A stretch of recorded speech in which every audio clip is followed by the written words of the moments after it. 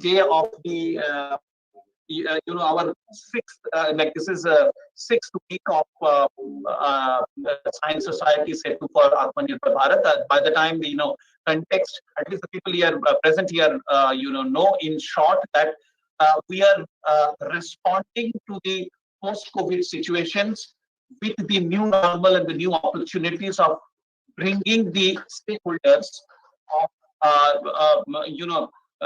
taking the knowledge to the community and addressing the systemic gap of the community's science and technology innovation capacity, absorption capacity, improvement, the non-governmental organizations and the startups, knowledge applications mechanisms, and the knowledge organizations, the orientation towards our own field level problem.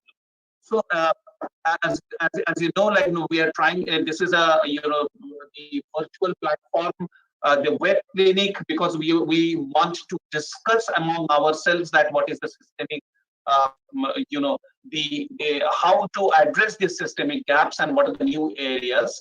So today is our the third the fourth sectors of the Atma Nirbhar Bharat, the social infrastructure sectors. And yesterday, we have started, and the second day is in socially relevant STI, where basically the people from the ground will share the their experience of developing the capacity with the community. What are the challenges, and linking it with the knowledge organizations? What are the opportunities? So I will just share with you that what are the opportunity we could find that yesterday that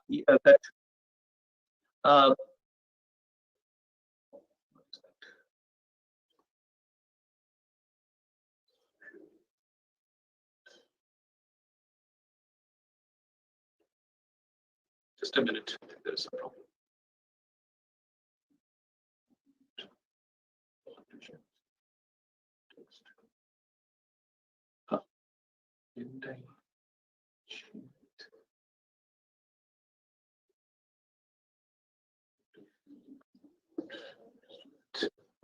Just a minute. I'm just.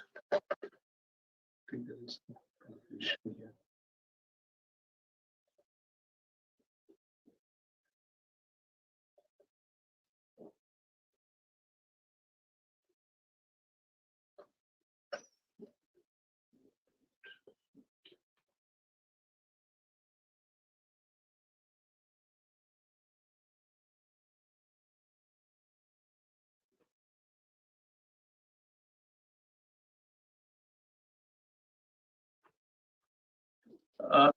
So actually, just a minute. What yesterday we find out that the definitions of the social the social capital itself, that what we found it out that how the nutrition and the health aspects of the the communities, and what are the main gaps, that in terms of the informations, that in terms of the the direct interventions. And we found out that how entrepreneurships can be developed by keeping in the mind the requirement of the requirement of the community itself. And then what more we found that there are many the ICT based initiatives have been taken to strengthen this the communities the nutrition capacity, nutritional requirement, so that the mental capacity and the cognitive capacity can be improved, so that they can be a part of the social, the capital and the social infrastructure of the country.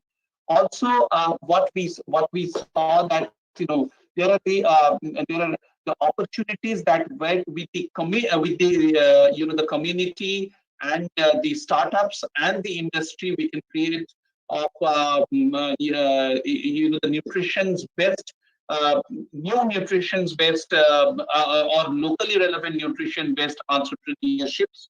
Also, we saw that how the technologies are available for the training of the women, and how their not only their skill but also the internal component of their livelihood system, that is their health, their the education quality, that how it can be improved through that. So today we will see it from the other point of view of the people who are from the field. So what are their the interest, and we will again, as I've told, that please you put your ideas, your problems, and the question answers in our on this Science for Society Atma Nirbhar Bharat's the portal, which so that we can develop it as a dynamic interactive process. So with that, I think I will hand it over to my colleague Ms. Indu Puri to take it forward to today's the deliberations. Thank you very much for all of you to be part of here. Yeah. Sir, today's proceedings I will be taking over. I'm sorry. I'm sorry. Like, my colleague Dr. Gopi Krishna will take it over, and then Gopi, I request you to take it forward. Thank you. Yeah, thank you, sir. So, on the behalf of DST Vigyan Prasar, Office of PSA, FICCI, HESCO, WWF, Agni, I welcome you all for the 6th week session on Science-Society-Setu for Atma Nirbhar Bharat, which has been very thoughtfully conceived, I should say curated by Dr. Datta, for bridging the systemic gaps that exist between the knowledge organizations, community-based organizations, and communities, which are all our participants in this web clinic, in knowledge generation and knowledge utilization for creating sustainable, resilient ecosystems. So this is needed for building an Atma Nirbhar Bharat. So the entire process, what we have conceived will be underpinned by two-way knowledge transfer for the effective alignment of technology, knowledge, and skills for utilization of local resources. So what we have discussed in last 5 weeks, we had deliberations on agriculture and allied sectors, MSME, and economic sectors, where we had collated several technology feasible and economically viable STI-led solutions for scaling up wherever possible. So I think we will be able to do the similar things during these deliberations also. So in the entire process, what we have done is we had identified several new partners for collaborations for scale up. So like Dr. Datta said, this week and the next week, we'll be deliberating on social infrastructure at community level. So as per our understanding, for us, social infrastructure essentially comprises of health, skill development, housing, education, water, and sanitation. So we will be deliberating on all these aspects. These are very much needed infrastructure that can bring the equity and inclusion. And we will all definitely agree that by creating such equity and inclusion, we can promote Atma Vishwas among the people, thus leading to Atma Nirbhar Bharat. So this is all a cyclic process. So, and since we speak about equity and inclusion, next week we are having sessions mostly oriented towards creating equity and inclusion for women, Divyangjan, elderly, SC and ST through creation of relevant social infrastructure. So I request all of you to participate in those sessions also. And yesterday we heard from the knowledge institutions on creation of social infrastructure. And today we'll be hearing from the community-based organizations regarding the opportunities and challenges in the sector at systemic level. So we are having 3 lead presentations, which I will be moderating, and there will be 4 panel presentations, which will be moderated by Dr. Ruba from FICCI.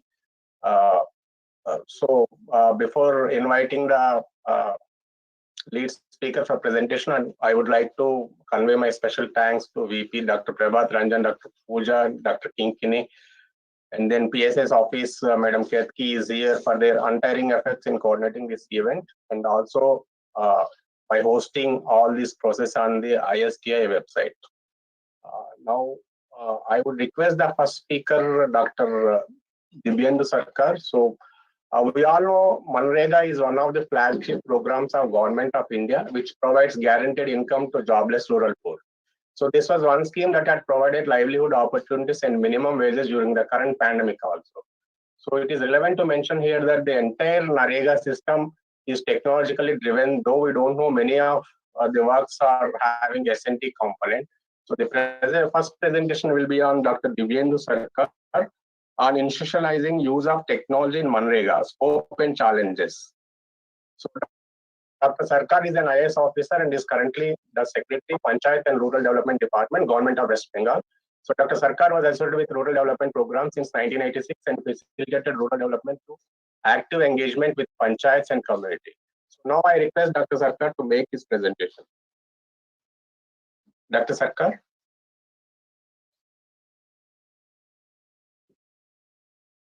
Yeah, now I'm unmuted. Okay, fine. So, good afternoon, everybody.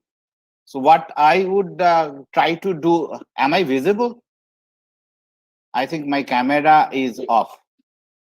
Okay, I don't think that camera is required because the presentation is there with you itself. Okay, so you can do it. I was trying to turn on my camera, so it's not coming for some reason or other. Maybe this has been centrally locked. So whatever it be, I am audible. Okay. Yes, so what I'll try to do, what I'll try to do during this kind of 10-15 minutes to take you through some of the initiatives which the government of West Bengal in the Panchayats and Rural Development Department, specifically in NREGA, Mahatma Gandhi National Rural Employment Guarantee Act, and the scheme naturally. Whatever we have done in relation to kind of utilization of some of the technologies in augmenting income of the rural households. So that basically will be my premises. So first of all, let me clarify that I, being an IAS officer, I'm not even a doctorate. So this is Mr. Dibyendu Sarkar. Being an IAS officer, we are mostly in the field of implementation. So far as the theoretical underpinnings of whatever we are doing or the scientific background, I will not be able to detail out. So it's not possible. In fact, in one particular instance, I was called by the CSIR Ampri, Bhopal, to be the lead speaker in their CSIR Day kind of celebration. So there also I said the same thing. I represent, I am a postgraduate in English literature, and I represent a particular program which is least technology kind of supportive or technology friendly, because this is for providing kind of opportunities to the rural households. So basically job opportunities, and this is absolutely in unskilled sector mostly. So with this background, even then we had a lot of collaborations and a lot of newer initiatives, newer grounds which we tried to do over here. So I'll do that presentation. So can I have the next slide? Yeah. Why NREGA kind of infusion of science and technology in NREGA is important. So that is what I was trying to kind of point out over here. This is basically, if you look at the graph in West Bengal last 1 year, say in 2018-19, we could generate as high as 33 plus crore of percentage. Percentage means mandates kind of thing. And the expenditure was also in the range of 7,000 to 8,000 crore. So with such a huge expenditure and huge involvement of the people, we needed certain kind of activities which will be more kind of asset building kind of thing. So keeping that in mind, we introduced some of the activities over here. Go to the next slide. Time is limited. I'll be rushing a little bit. So today, what I'll be the interventions that I'll be highlighting. One is some kind of a bioengineering by kind of vegetative protection in embankment, vetiver plantation. I'll be coming to that shortly. The next one will be again cost-effective, environment-friendly technology. How the fly ash generated by the power plants is being used for construction of bricks and paver blocks and things like that. So another area. The third area will be in hydrogeology, that is basically Usharmukti and river rejuvenation in a watershed mode. So whatever, and it's a huge story of partnership. Partnership between 7 civil organizations and the government of West Bengal with BRLF at the core. So I'll be talking about that as well. A little bit about spring shed development in the hills. A major challenge was kind of making water available there. So water is drying out. So how our spring shed initiative there, with the help of again CSO partnership and the funding organizations, how we could be develop certain things there. And finally, some of the alternative construction technology that we are using in housing and construction of roads and things like that. So that's basically the outline of my presentation over here. So coming back to the first one, planting vetiver and mangrove to check erosion in river embankments. Vetiver, yes, it's absolutely a very soft engineering kind of intervention, because when there are kind of erosions of soil on the river embankments, and that ultimately results in flood and things like that, the irrigation and waterways department usually steps in and does a lot of activities in order to ensure that the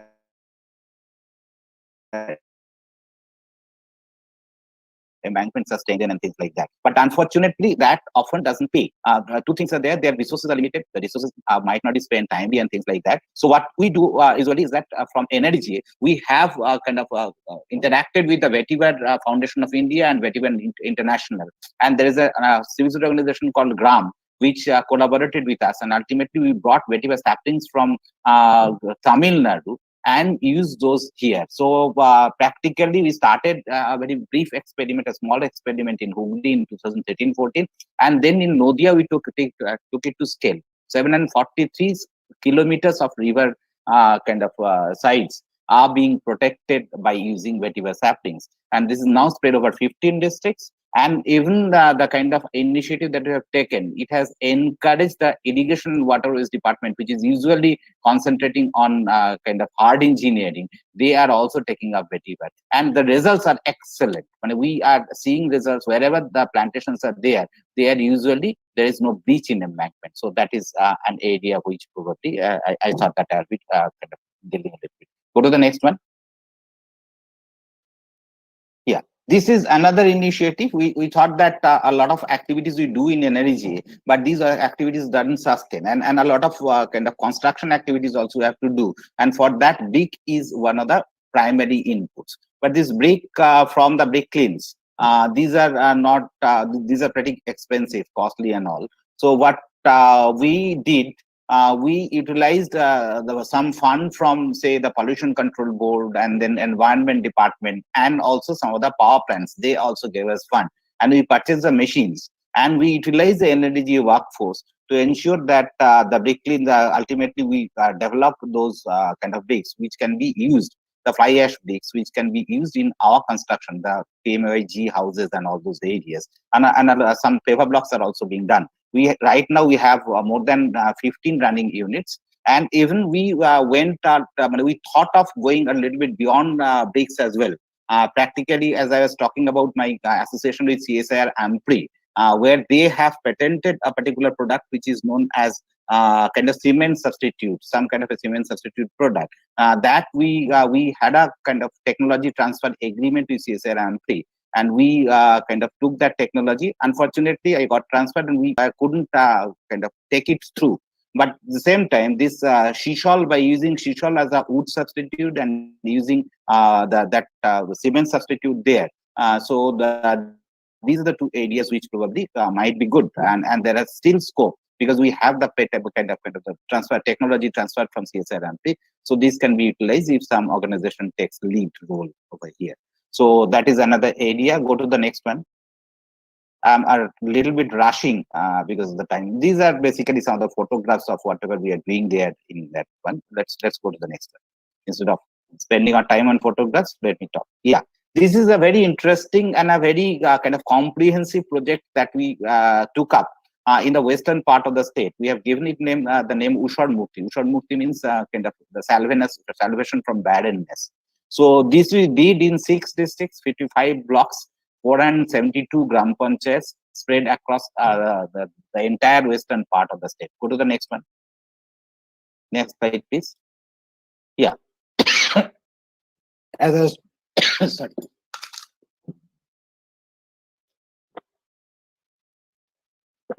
As I was talking of, this is 6 districts, 55 blocks, 472 gram panchayats, and 2,344 micro watersheds. And we are kind of treating 14 lakh hectare of area. The entire thing, the positive thing is that this is a partnership between civil society organizations. There are 7 civil society organizations which are facilitated by Bharat Rural Livelihood Foundation. You know, the government of India kind of established one umbrella organization at the national level. So they are there with their support. 7 civil society organizations, they are helping us in capacity building, in preparation of the DPR. The unique point over here is that NREGA is usually done in bits and pieces. Here's something, there's something, that kind of a thing. But here in this particular initiative, what we concentrated on, what we insisted on, that we'll have to have DPR first. So the entire detailed project report of a watershed, so 2,344 watersheds, the DPS were prepared, and these DPS are being implemented in a very kind of systematic manner. So the civil society organizations are contributing. Some of the KVKs are contributing, Krishi Vigyan Kendros. They are also kind of giving us the kind of the Bidhan Chandra Krishi Vishwavidyalaya, the Agriculture University of the state. They are also helping us in a lot of activities over here. And ultimately, the entire western part, which is kind of rain-fed, kind of erosion of soil and all. So those are being addressed by using this. And ultimately, as a result of the entire initiative, what we are actually looking at is a rejuvenation of 7 rivers over there. This is a river system there. There's a basin. And so Ajay, Murakshi, Damodar, Kashai, Shilaboti, Dharakeshwar, Subarnarekha, all these river systems are being rejuvenated over there. Okay, go to the next slide. I'm just giving you the points, and maybe we might be discussing those later on somehow or other. So this is basically another initiative we did. This is spring shed development. Go to the next one. Go straight. Yeah, this is basically the area. Yes, spring shed development is another area where we concentrated. You know, the entire hills in the east and kind of in West Bengal and the entire northeastern hills, and even in the central hills as well.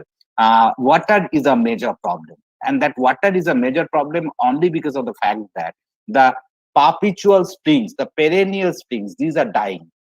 So how to address that? People used to fetch water earlier very close to their homestead, but later on, due to kind of dying of springs, they have to go travel 3-4 kilometers. So that kind of a situation we had to face. So in that situation, how to tackle that Darjeeling water crisis? There are a lot of papers on that. It's not possible for me within this short span of time to go into those details. But what I'm saying is that the Darjeeling kind of water crisis, Kalimpong water crisis, this can positively be addressed if we do some kind of a hydrogeological interventions.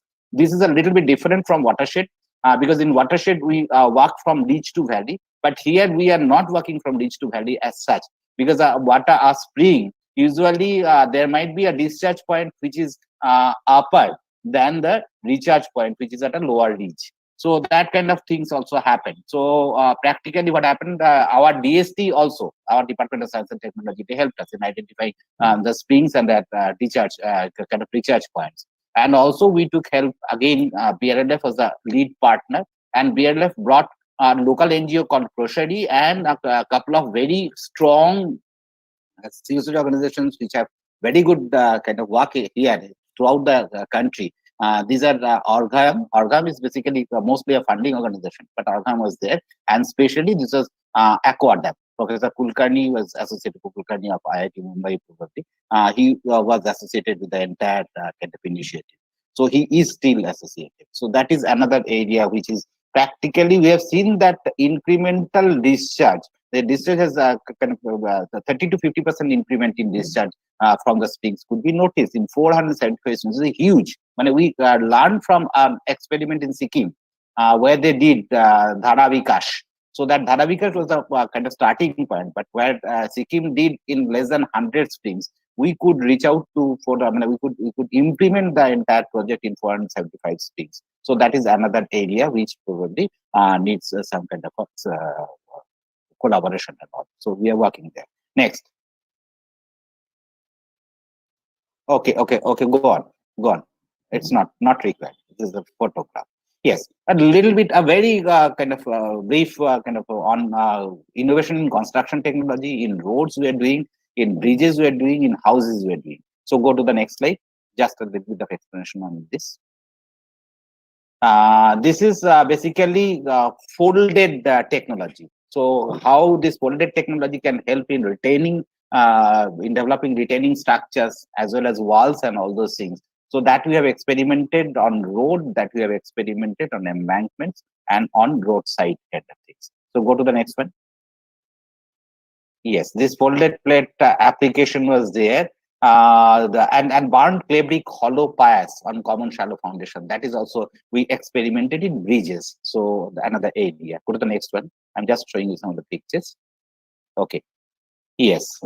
This is again efficient guide band and spars. Those are being developed by using the same construction technology. And probably the last one. Go to the next one.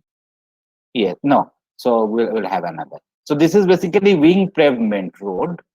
This we have done in a factory. Basically, it's not factory, but what I'm saying is that in a factory setting you can do it, and you can carry those there on the road and just place. So that kind of a technology is also tried in Murshidabad district of the state. So that is another area. Oh, sorry, Dakshin Dinajpur district of the state. Okay, go on to the master. Yes. Alternative environment-friendly technology in house construction. What we did, that roof with filler slabs, wall with rack trap bonds, and filler slabs on rooftop as well. So all these kind of initiatives ultimately helped us in saving in bricks, in cement, in steel. And since we saved in cement and steel, positively, we to a certain extent have been able to save in environment as well. Sir, yeah, I know. Please conclude in 2 more minutes. Yeah. Yes. It will be less than 2 minutes. So basically, this is the presentation. I would like to talk about, say in a minute, I'd like to talk about the future kind of opportunities.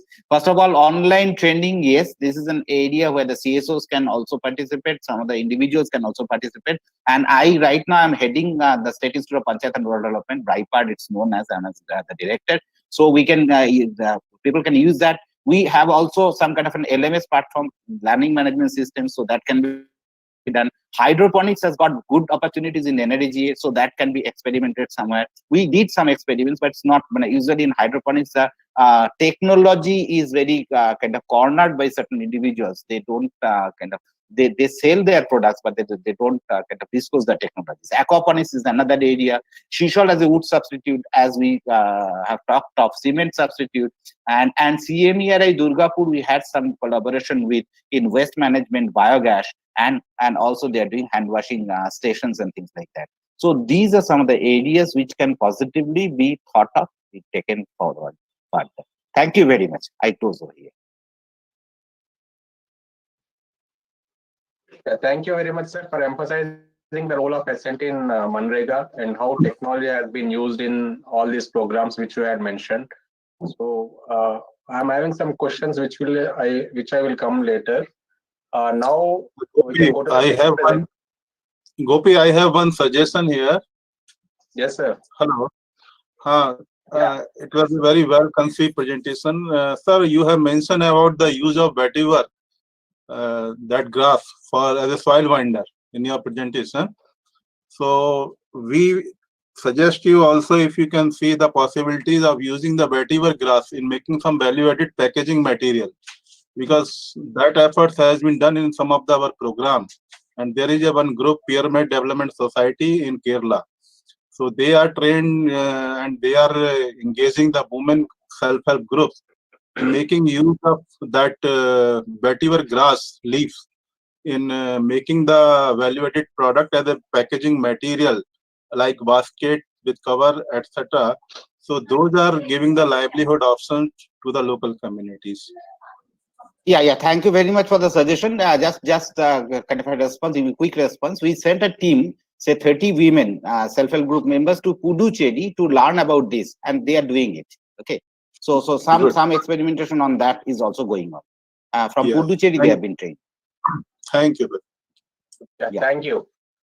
Yeah, we all know PHCs were an important constituent of rural health infrastructure to provide an integrated, curative, and preventive healthcare. So a majority of 700 million people live in the rural areas, and thus there is a need for promoting strong STI-based approach in the rural health systems. Now I'm having my next presentation from Dr. Saddal Saha. The topic is primary healthcare infrastructure, role of STI issues and challenges. So Dr. Saha, can you please make the presentation? Sure.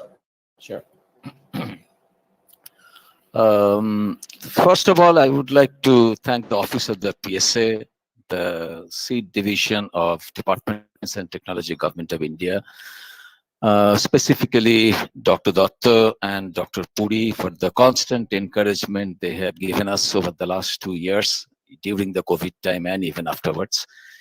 And in the next 15 minutes or so, I will be describing an evolutionary real-life story of various technologies for last mile primary care and public health. But I want to establish the context first. Next, please.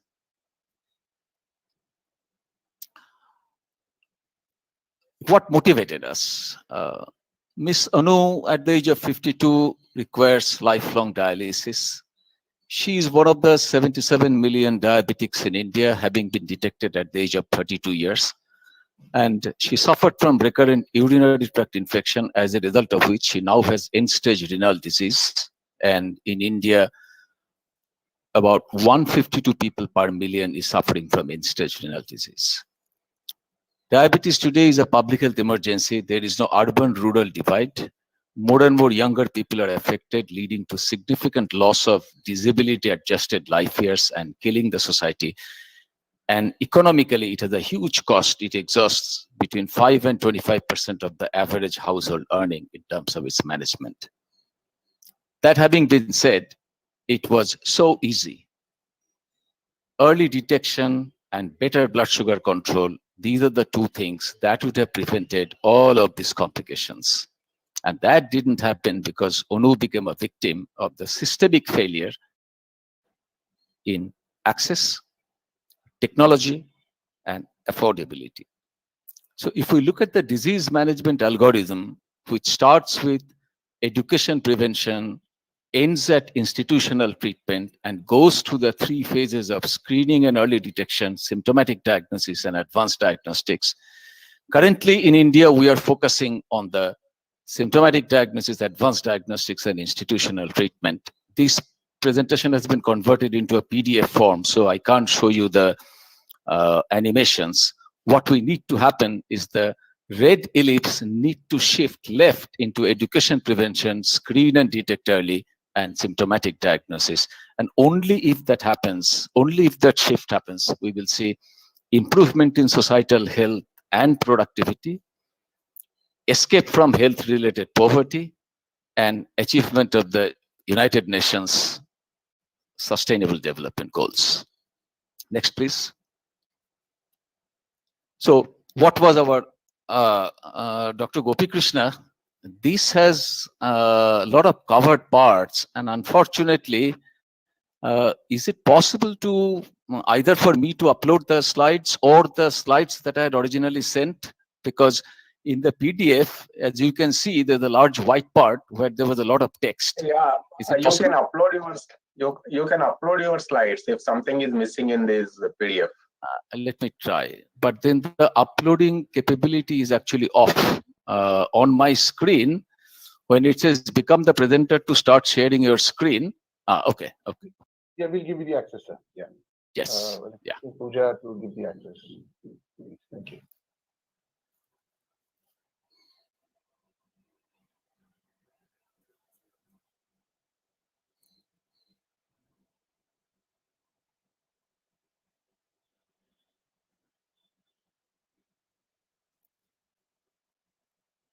Am I visible now? Are the slides visible now? No, they are not visible. Yeah, now they are visible. It just come They're up visible, here. right? Okay.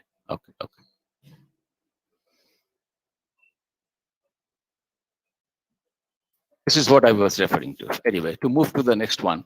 So talking about problems is not going to lead us anywhere. What was the solution hypothesis? And that hypothesis had technology at the centerpiece. There are many reasons, but we identified the reasons that we can address. And those were 80% of medical practitioners in rural India are untrained providers, which in a sniggering manner, we call them quacks. The conventional diagnostic and therapeutic technologies have a limitation in rural applicability, both in terms of cost and in terms of the operating conditions and the skill levels that are required to operate them. Implementing a rural healthcare delivery system is a big challenge. Its sustainability is an even more challenge. So we thought of solutions across each of these reasons. We will be shifting tasks that a doctor manually does to trained rural youth, leaving the brain behind. And this will have collateral benefits in terms of employability, women empowerment, and health sector development, because there's a huge shortage of trained people in the healthcare industry. In terms of technology limitation, we decided that we need to create a new framework for innovation of frugal, easy to use, both ICT and diagnostic and therapeutic technologies. We will come to this framework in the next slide. For implementation, we felt that integration of the stakeholder right from the beginning, following a lean startup model and understanding the medical, social, anthropological behavior, these three things are very important to have a smooth implementation. As for sustainability, we decided to create locally owned enterprises.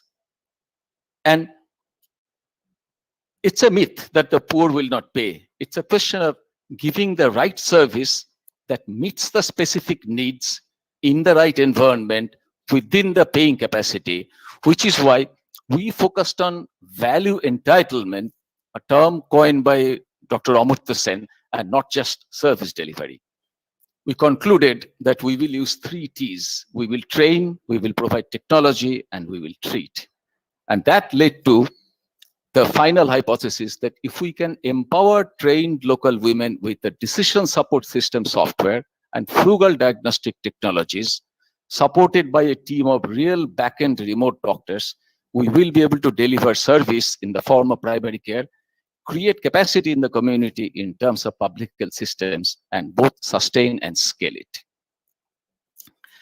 At this stage, let me just walk you through the translational technology innovation 4-point journey that we envisaged, which is very different from a blue sky innovation that the science and technology institutes in India mostly do. The first challenge is, what is the problem that I'm going to solve and why it is necessary to solve this?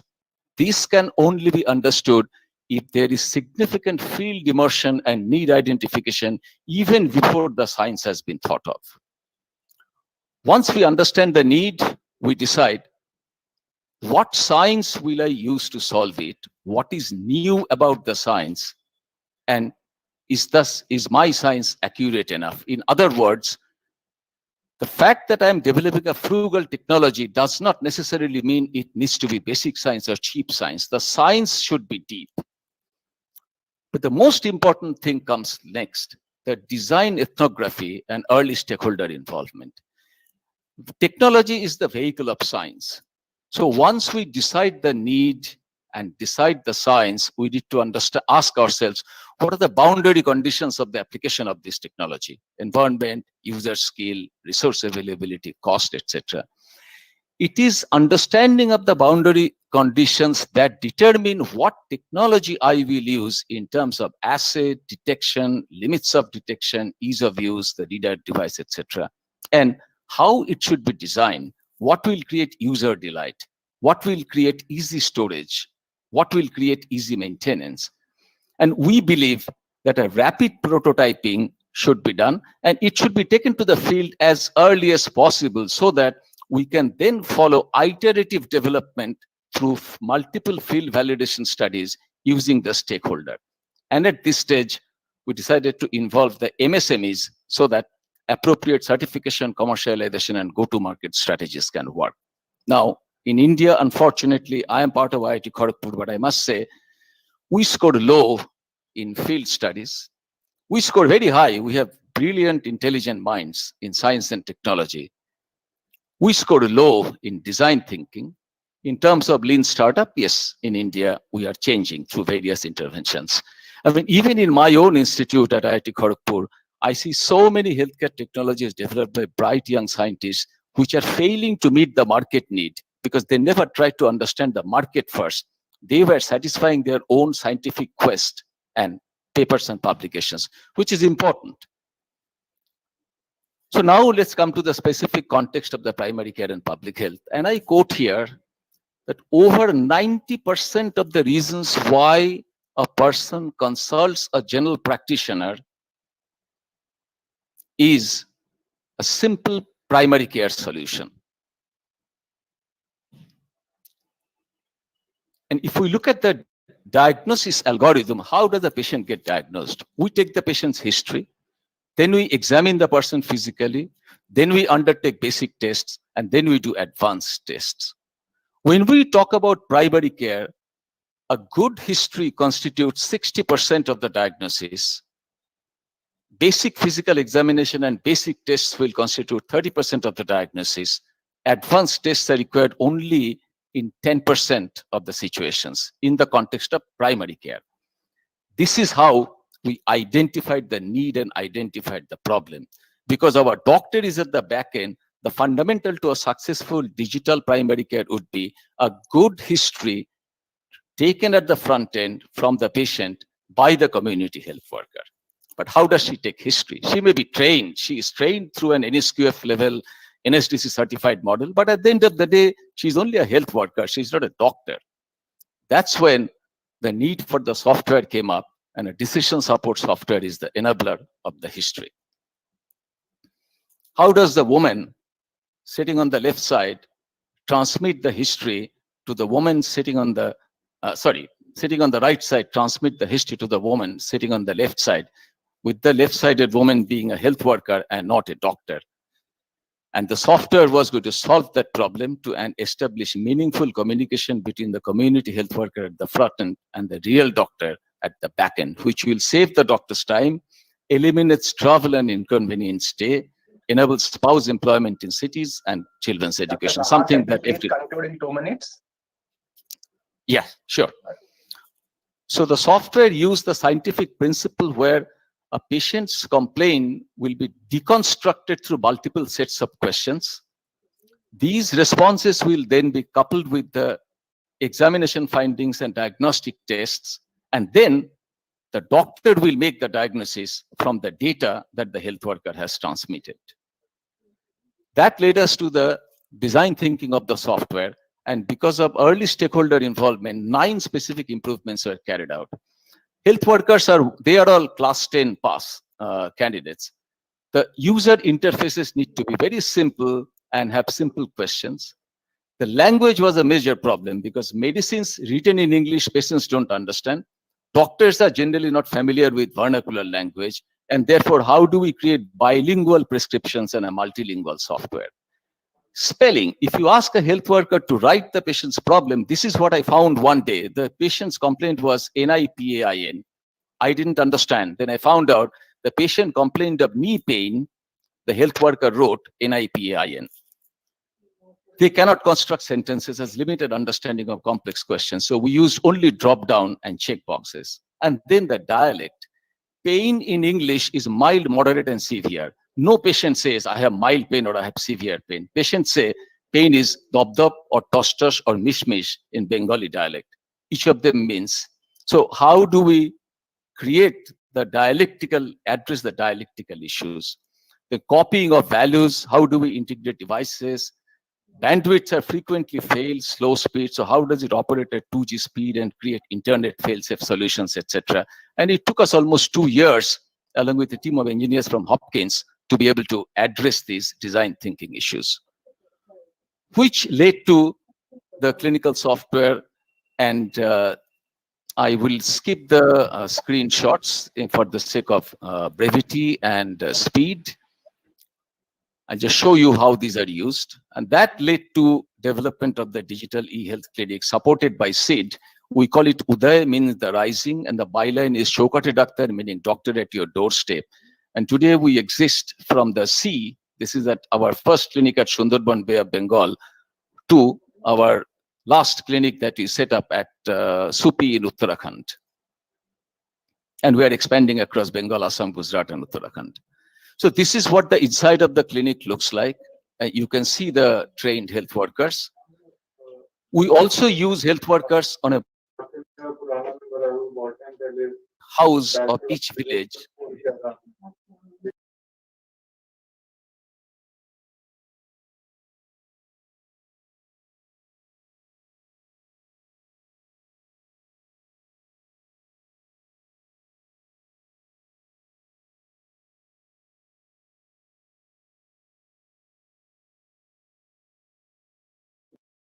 Hello, yeah. Hello. I think his voice is gone. Yeah. Dr. Shah, your voice is gone. Yeah. You have got muted. Yeah. Same will be done and sent from sir's side. तो कल भिजवा देंगे इसको और कल या कब भिजवाएंगे? कल तो छुट्टी है. Please, you know that Yeah. Vigyan Prasad. Yeah, is it okay now? Is it okay now? Yeah. Okay. So there's a user fee for every service, and we have already established a revenue stream across the 8 clinics that you have in West Bengal now. These are the charges, and patients very happily pay them. And if you see, ECG we do at 75 rupees, which a patient would spend between 200 to 250 rupees to get it done, including the travel cost. The standalone clinic breaks even at 9 patients a day. When we include the back-end expenses like doctor's salary, management cost, it breaks even at 15 patients a day, which is not a huge target. Although critical challenges remain about how to stimulate entrepreneurship among rural youth, how to induce behavior change communication through strong communication systems among the community, and how do we bring more and more diagnostic technologies. And the new gains include all these clinics remained open during the entire lockdown period. They undertook preparation of hand sanitizer, face masks, and we have introduced 2 new frugal technologies developed by IIT Kharagpur by my team in terms of low-cost detection of hemoglobin and low-cost detection of plasma glucose. We will skip this slide because this is the design ethnography we followed for the development of diagnostic technologies. This is how the history taking takes place.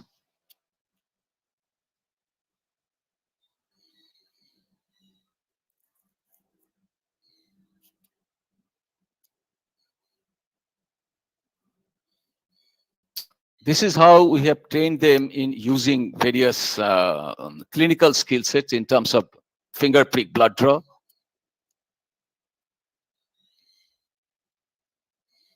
And all the photographs that we have shown on the videos are real life photographs. These are all taken from our clinics. And these are all girls that you see, they are all class 10 pass outs who have been trained in an NSDC certified center at NSQF level 3 as frontline health workers. This is how we train them in somewhat advanced micropipetting and other techniques so that they can use healthcare technologies. This is how we train them.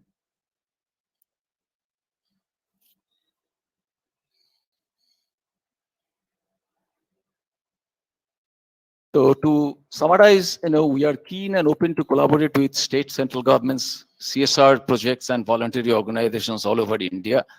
This is an ideal model for health and wellness clinics that our Honorable Prime Minister has proposed. Our only requirements are that the training must be NSQF linked. The EHR-based digital healthcare delivery has been approved in May 2020 in the Gazette of India as an effective means of healthcare delivery. Our current collaborators include IIT Guwahati, Village-Based Charitable Trust at Uttarakhand, and Janvikas Trust in Gujarat.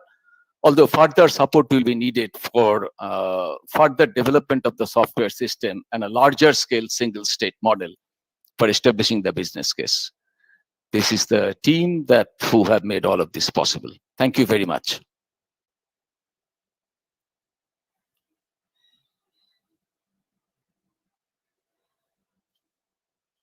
Hello? Thank you, Hello? Dr. Saha. Thank you. Really appreciate your Yeah, thank you, Dr. Saha, for a very elaborate presentation on how technology can create capacity in the communities and cater to the healthcare needs of rural people, along with the creation of knowledge and employment. Now we can move to the next presentation, which is on sustainable housing by Dr. G. Shankar, Habitat Technology Group. So Dr. Shankar is the founder chairman of this Habitat Technology Group, which has been relentlessly engaged in bringing about social development through architecture. So now I request Dr. Shankar to present his presentation. Dr. Shankar? Yeah, thank you very much for the august opportunity given to me. You have heard 2 presentations, one from a senior bureaucrat from West Bengal, an academician, I actually belong to a completely different domain. I belong to a non-profit, not-for-profit organization called Habitat Technology Group, which is arguably the largest non-profit organization working in the shelter sector, in sustainable architecture section, probably in Asia. We are actually in consultative status with several organizations, including United Nations, UNEP, World Bank, and the rest of it. We work in tandem with the national government and several state governments. The idea is to actually promote what we call as people-centered, value-based architecture, sustainable architecture in short. We have there was a template which was shared by the organizers talking about 10 slides, which I have to probably finish in 15 minutes. So I will stick to that template. The first slide was about explaining the kind of organization I belong to. We have 5-point thrust area. One is we train people from architects to artisans and to school children. It is a large informal school of housing that have been going on, not only to these kind of people, but also to the decision makers. That includes politicians, that includes bureaucrats, and multi-level, multi-dimensional training programs, hands-on training for engineering students, and various sorts of training. Second activity where we are very active is information dissemination. For instance, we have been very active in the disaster mitigation sector across the world, and every time we come out of these disasters, we come out with very relevant literature on how sustainable can be the resettlement and rehabilitation policy. It's all about. I'm just talking about disaster mitigation. Likewise, in vernacular languages, I belong to Kerala. In Malayalam, we have produced extensive series of booklets on how to do cost-effective, eco-sensitive, and energy-friendly technologies, materials, how to showcase them, and how to take this technology forward to make probably people more aware, to demystify the technology so that it actually gets more people-centered. We have a huge consultancy cell, and we have done probably the largest spectrum of buildings, cost-effective buildings in the world, talking about 150,000 individual buildings and more than 500,000 mass housing units, again, across the world. We have a large production center that talks about, again, very sustainable building materials like mud blocks. We have a huge bamboo initiative. We have lime production center. The focus is on locally available, cost-effective, energy-efficient building materials and technology. We have a large presence. We have a pan-India presence. We have projects abroad with 34 offices. This is one of the largest NGOs. Talking about 400 architects and engineers coming together with a support base of 40,000 trained habitat workers. That's the profile of the organization. And can I go to the next slide, please? Quick. The next this thing is about the background and need for housing. I should tell you that housing is one sector that has been neglected over the years.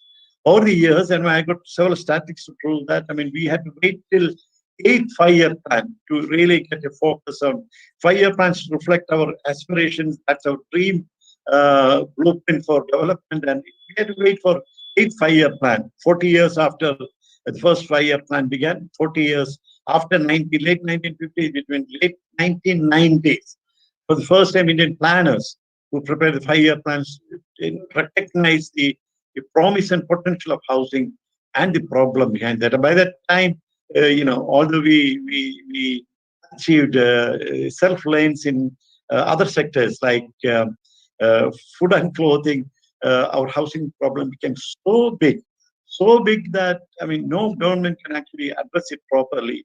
The numbers are quite staggering. We in the social development sector, in the NGO sector, we sometimes, we have a different take of this thing on census enumerations. The indicators, we have a huge problem with the indicators that are actually used for, talking about. There's no indicator talking about adequacy of housing, which is a world agenda now, agenda. There's no indicator on that. And using that indicator, we believe that there are many, many millions in this country who are without proper shelter. So, and on the other hand, sustainability is very badly compromised in the housing sector. And as a fraternity, we should put our gets down in shame because architects and engineers are primarily responsible for the climate change. I say primarily responsible for the climate change because undesirable, unsustainable practices in construction, I mean, they create such havoc in the built-up environment. Habitat. I mean, we are talking about engineers and architect professionals. We are responsible for the built-up environment, and hence sustainability is very badly compromised in the housing sector. And that itself is a case to argue, you know, why sustainable housing should be encouraged, what is sustainable housing all about, and how sustainability should be. Let me tell you this. I mean, we are talking about connectivities and linkages, and it's a huge dream. I share that dream. Atma Nirbhar is a Malayalam term too. You know, when I look at it, it builds up.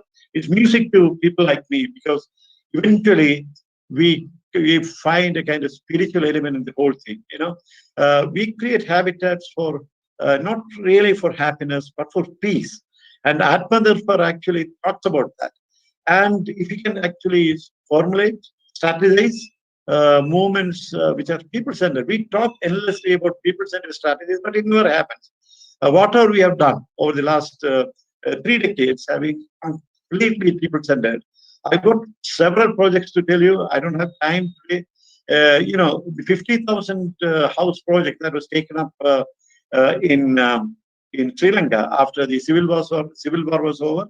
Another 50,000 houses that were taken after you know, the tsunami struck Sri Lanka. I mean, there was a huge strategy that was employed. It became an international model of development. Everything was people-centered and under the government of India. And that, I think, is we believe that all the housing, this thing, sustainable housing, whatever you talk about, has to be based on values. That is the spirituality part of it. I mean, it has to be based on truthfulness, honesty, and you know, I believe that local is the mantra. It was our father of the nation, Mahatma Gandhi, who said, you know, huge relevance in the present times that you have to build with water resources that you get within 5-kilometer radius of the site, which is what I call as value-based architecture, which has got huge connotations in times to come. And unless your strategies are community-based, I don't think, you know, the whole process will be taken, you know. It's people-centered, and if it's community-based, the technology we are talking about, probably some of it are all controversial. People will talk about the durability and the life of the building, the strength of the materials. But the community is made aware that this is the probability. This is the so the whole idea should be to sustain traditional knowledge and ideas. I'll come to that a little later. It's about local mantras. Local should be the mantra, you know, local materials, local technology, local capabilities, local skills, and the rest of it. So local should be the mantra. Next slide, please. Next slide, please. And what are the materials that we are trying to promote? Let me tell you with such pride that we have built the largest building complex in the world, talking about 600,000 square feet in the neighboring country, Bangladesh, 600,000 square feet completely made of earth. Earth is always considered the poor man's building material. Last 20 years, we have been building only with earth. I mean, multi-story buildings. My own office building is a 6-story building. We're actually scaling it up. I mean, when you talk about mud for buildings, mud for houses, people think that it's a poor man's building materials. These kind of material, local materials, can be only used for, you know, poor people, dispossessed people, marginalized people, and the rest of it. All all these notions will have been blown away by scaling it up. Replicability, scalability, these should be the mantras now. And we are concentrating on earth. We do it in all kinds of forms, metal and rope, construction. I don't want to go into details because most of you are not really the technical people, civil engineers. So I'll just make it short. Earth can be used wherever. I mean, you can surpass the engineering properties of most of the building materials that you use for walling material, roofing material. We are actually scaling it up, not only for foundation. Earth is normally used for walling material. We are actually using it for roofing material and the rest of it. Can I continue? Can I continue? Bamboo is another area where we are actually doing a lot of things. Bamboo is another area where we are doing lime. You know, Kerala has one of the richest lime deposits in the world. So we are using lime instead of cement. Cement, we are trying to optimize the use of cement. Dr. Shankar, can you please conclude in 2 more minutes? Yeah, I mean, lime and this thing. 2 minutes for me? Okay. I will cut it short. Go to the next slide, please. Go to the next slide. These are the kind of houses that we build. I mean, in bamboo, we have a huge bamboo-related initiative talking about a lot of technologies and things like that. Go ahead. Go ahead. Go ahead. Go ahead, please. Habitat is called training center. We have got women's initiative centers. We have got large-scale training. We are into research and development and things like that, all related to sustainable building materials and technologies in an informal way. I mean, ours is a non-profit organization. We have linkages with R&D institutions. We have linkages with governments and the rest of it. Yeah, go ahead. Go ahead. Go ahead. And when you talk about housing, we have a notion that, poor man's housing, dispossessed people's housing will have to look not acceptable. I mean, if you can, the house that you see on the left below, it's a mud house. The roof is, if you can showcase it using an architectural vocabulary which is pleasing, I think there'll be many takers for that. Aesthetics cannot be compromised, not in terms of cost and things like that. I mean, we never compromise and cost and other elements of sustainability, but all said and done, if we can showcase it well, poor people, dispossessed people, people living in the margins also can have very beautiful houses using this technology. Go ahead. Go ahead. Go ahead, please. And we are talking about, I don't want to dwell at length. I mean, we are in I told you about the information dissemination, huge international conferences, national conferences, state level conferences, holding hands with people, community workshops, publishing of booklets, and holding hands with people. I mean, this has been a daily activity for Habitat, even during pandemic times, And I think this is a very important part of our activities because information dissemination, especially when you talk about these kind of technology, a lot of questions about durability, strength, etc., will come, and we are here to sort of do this kind of information dissemination in terms of publishing small little booklets in local language, vernacular languages, using vernacular idioms and things like that. And I think this will go a very long way in reinforcement of the technologies. Go ahead. Go ahead. And I don't want to go, we don't accept in technology which are not cost effective. We don't accept anything which is not sensitive. We don't accept anything which is economically not feasible. So there is a social cost, and we believe in that. I don't want to cut down cost on social processes. I don't want to cut down cost on laborers. We cut down cost on usage of waste materials and the rest of it, and everything has to be based on local and traditional idioms. Go ahead. Go ahead, please. And I'll conclude with this. What are the challenges that are in front of you? One is scaling up. Delivery is an issue. In the name of cost-effective, low-cost houses that have delivered, people have compromised very heavily on the quality. The quantity always surpasses the qualities, and especially government-sponsored schemes. And once the quality took this thing, obviously the delivery became a huge issue. The whole name actually got stuck. The whole spirit of the movement actually got a bad name. It really got damaged. And that is a big challenge that we have to overcome. That's why we changed the name from low cost to cost effective things. We have to probably talk about optimization and things like that in the future. And readiness, it talks about efficiency, material cost, etc., etc. There are certain kind of certification, validation that will come at the national level.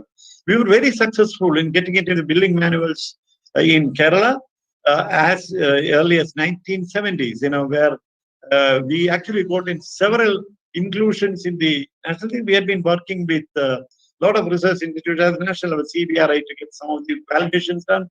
Dr. Divendra Sarkar was talking about RAT. These were actually all our initiatives, which actually got reflected even in national this thing. Bamboo is being scaled.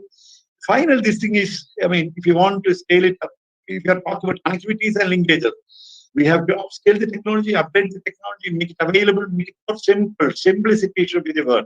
Local should be the mantra. And replication at that level will really help to scale up our dream of sustainable housing for millions. I think I will stop at this because, I mean, the host is continuing to remind me of the shortage of time. Thank you very much. Thank you very much for the time given. Yeah, thank you very much, Dr. Shankar, for giving an elaborate presentation on the importance of sustainability in the built-up environment and sustainable building materials and challenges in the sustainable house. Now I request Mr. Rubab to kindly coordinate the panel discussions. Dr. Rubab, please. Thank you so much, Dr. Gopi. I feel overwhelmed, listening to these three eminent speakers talking on such important subjects. And I think starting from Dr. Sarkar, who spoke about the government of West Bengal's initiatives under the Manrega, some phenomenal work being done, although science and technology's role was limited to a certain extent, but then the sort of impact they've had on ground is phenomenal, followed by IIT Kharagpur's presentation by Dr. Saha. Again, path-breaking work being done. And last but not the least, Dr. Shankar, national hero. The sort of work you've done in the space of housing is really remarkable, and we are proud of you. Thank you so much, all the three lead speakers. Moving on, thank you so much for sticking to the time limits, the lead speakers, and I expect the same from our panel discussion speakers as well, the panelists.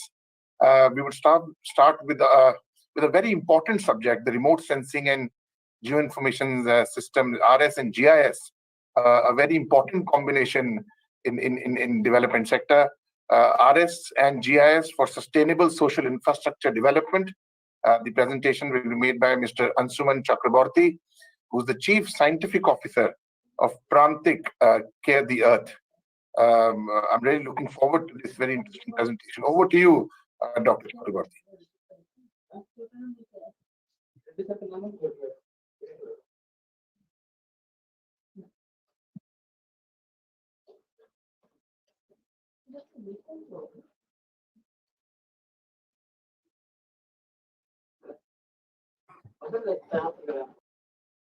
Mr. Chakraborty, can you have your presentation on the screen? My presentation is visible. Yes, the presentation. Can everybody hear me? Yes, we can, loud and clear. Okay. Sir. Yes. You've got 10 minutes, Dr. Chakraborty. Over to you. Okay, sure. So good afternoon, everyone. In the very onset, I would like to express my sincere thanks and regards to the SEED Division of Department of Science and Technology, Government of India, for giving me the opportunity to speak in this august occasion. And as all of you know that I belong from Prantik Care the Earth. Basically, it is a non-governmental organization that is working in the fields of remote sensing, geographical information system, survey engineering, and information technology. So to introduce myself, I am working as the Chief Scientific Officer of this organization. I have been associated with this organization since 2014 onwards. And next slide, please. Next slide. So as you can see the details of the office, I will not go into the elaborate details because everything is visible on the screen. Next slide. Next slide.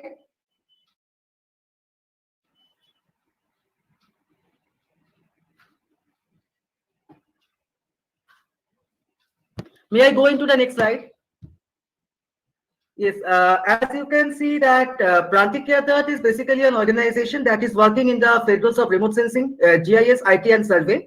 We are basically registered under the Government of West Bengal, Register of Societies.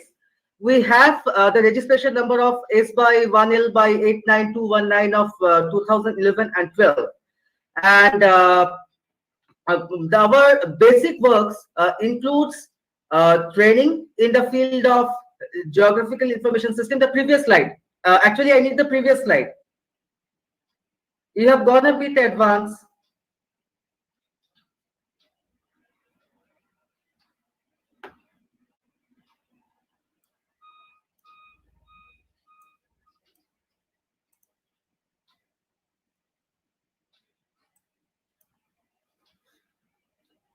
So as I'm telling, the basic works of our organization includes training in the fields of remote sensing, GIS, and survey engineering, basically. And along with that, we also offer consultancy service to the government in these respective federals. Because I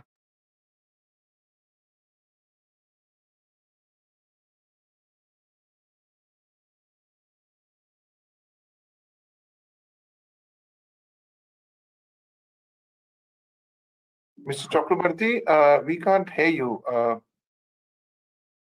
We seem to have lost him. Yes,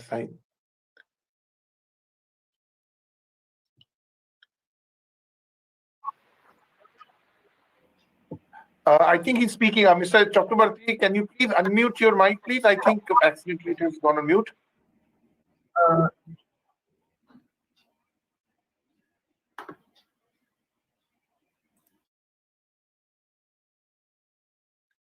Mr. Chakrabarti, can you hear us? Yes, I can hear you. Now, am I audible to you? Yes, you are loud and clear. Yes, please go on. Yes. In the beginning of the presentation, as you can see in this slide, this is the map of the land use plan cover map of the Prantik Township and adjoining area that is being prepared by our GIS experts or the GIS executives who are deputed in the office, which shows the respective location of our office. And in the right hand side, you can see the respective team of Prantik Care the Earth, that is the human resource team. This photograph was taken during one of our flagship program mission in this particular year. That is the Clean Prantik, Green Prantik. So I would like to go to the next slide. Next slide, please. Yes. So the basic activity of our organization includes providing training in the field of remote sensing and GIS to the students who basically belong to the rural agrarian environment or from the scheduled caste, scheduled tribe background. From 2014 onwards to till date, we have trained more than 150 students in the field of the land surveying. That is, we have offered them with the certificate course or the diploma level education. While on the other hand, in terms of this remote sensing and GIS technology, there has been more than 20 students who have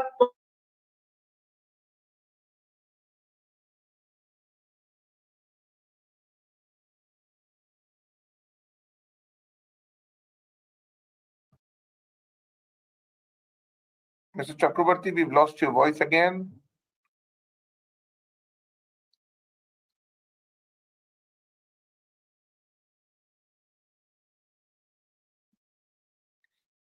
Can you please try and unmute your mic if at all it is muted? Sorry, but we've lost your voice, Mr. Chakrabarti.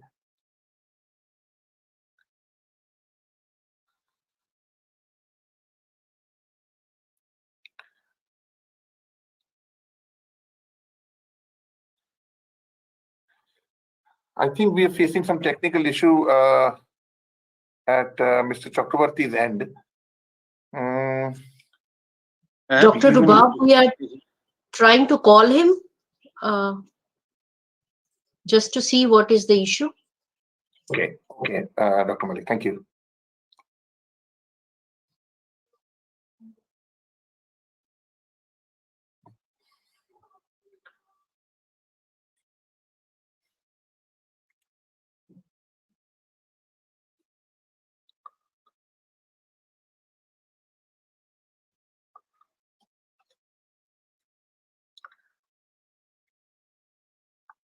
So I think now they've signed out and they must be trying to sign back in. There must be some technical issue back at their end.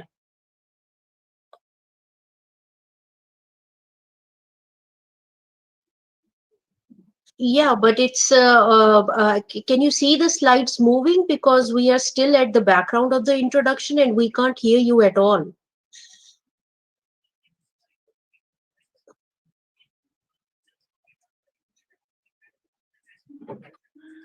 Can I request colleagues at Vigyan Prasad to please move the slides, please? Move the slides forward, because, yeah, it's moving now. Yes, it's moving. Yes, it's no, we can't hear you. We can't hear you. So I don't know if you would like to. In the meantime, can we take up the next presentation and we can call him back and we can ask him to present again?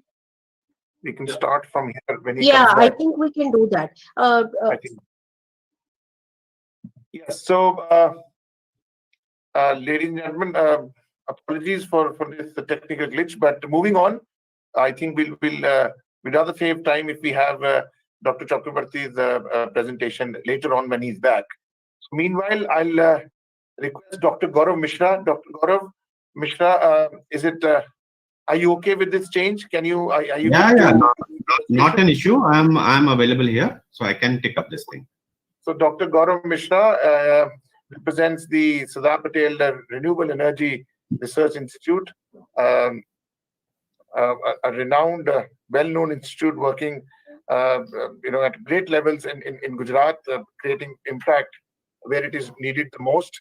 He would be talking on STI Hub for Tribals in Gujarat, a great initiative of Government of India, and we look forward to your presentation, Dr. Mishra. Over to you. Thank you, Dr. Rawab. And I think I'm audible enough, like to just please confirm me. Yes. Yeah, thank you. Thank you so much. Thank you, Dr. Datta and the complete SEEK team and DST team for keeping a trust on SPRARI and their activities and the efforts which we are trying to bring it in the rural and tribal areas of Gujarat and other parts of our country.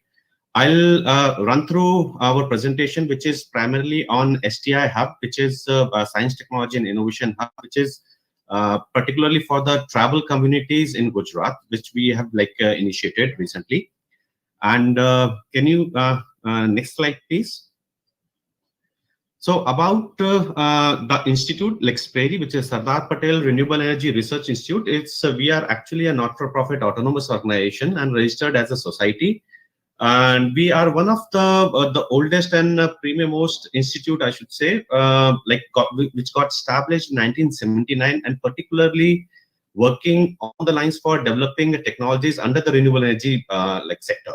So we are based at Gujarat, particularly Anand Vallabh Vidyanagar, and our sectoral area, which because SPRARI, we have primarily 4 main divisions, which takes care of my solar based research activities, particularly for PV and thermal.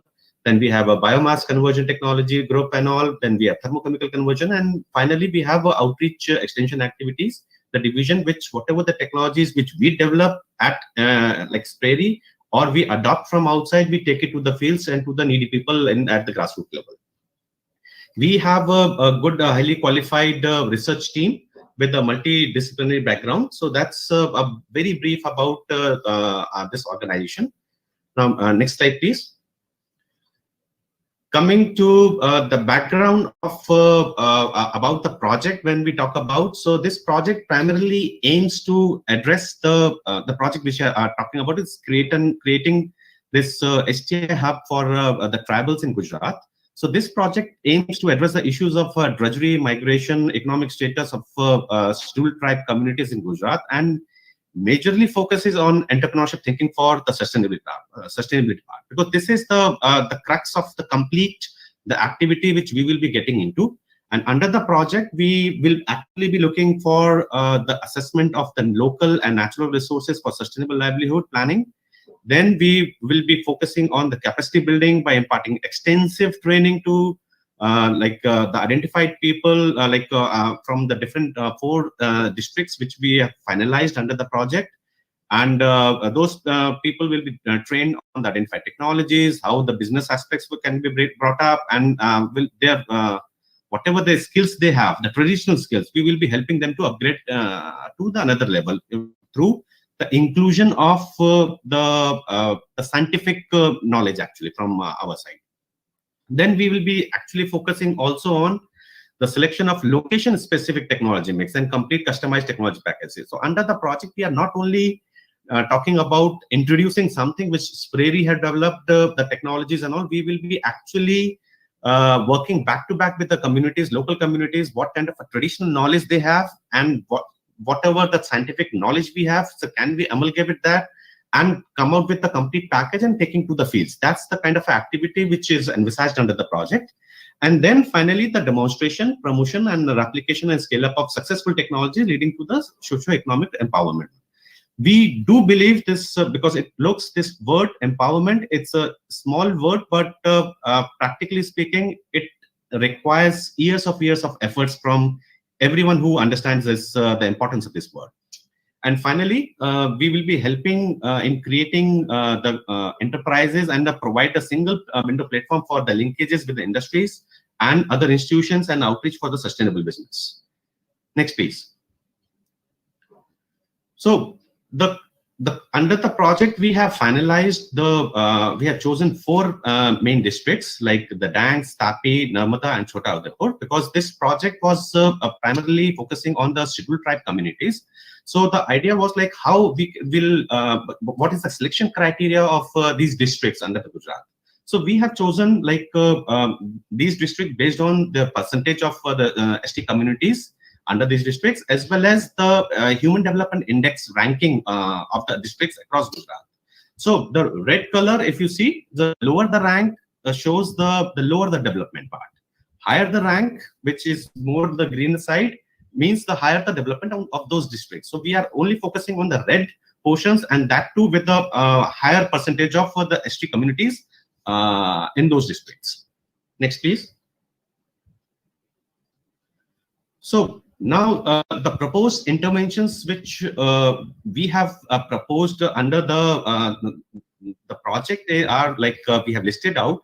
And the best part, what I can say is like we have been like working, we have been supported in fact by the DST core support program, which is coordinated by Dr. Sunil Agrawal from the C division. And we are very thankful to him and this complete C division, because of which the kind of a learning we have developed over a period of a time, so and helped in developing these set of technologies.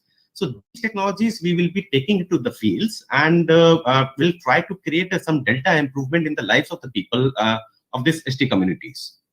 Next, please.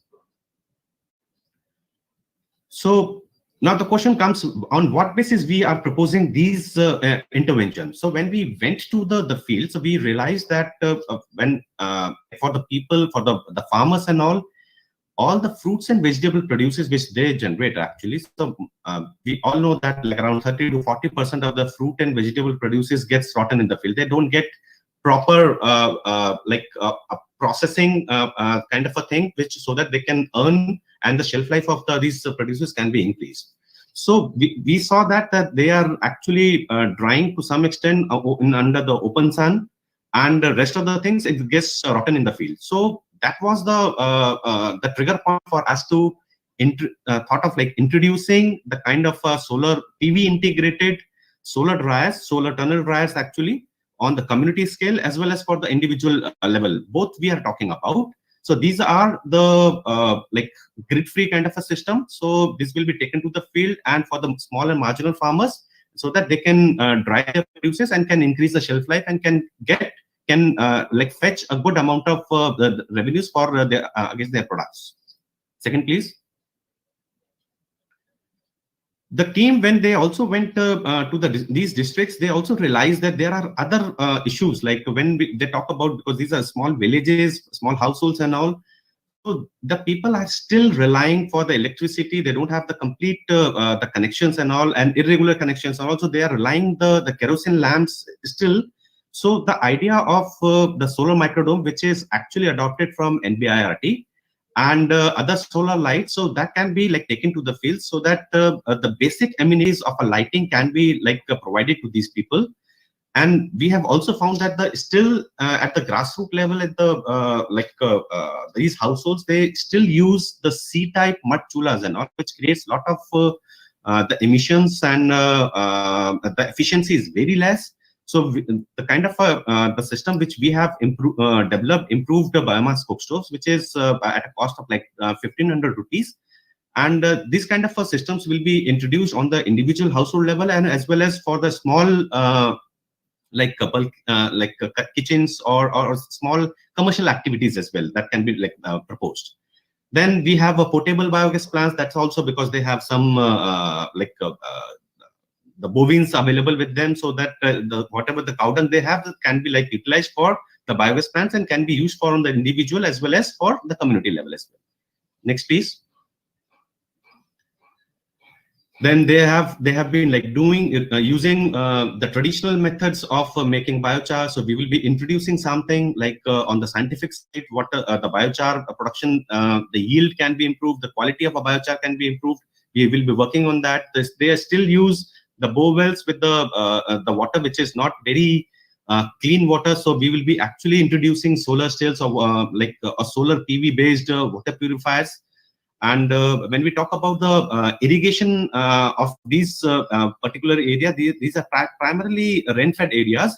But when it comes to the irrigation from the, they use the diesel pump sets also.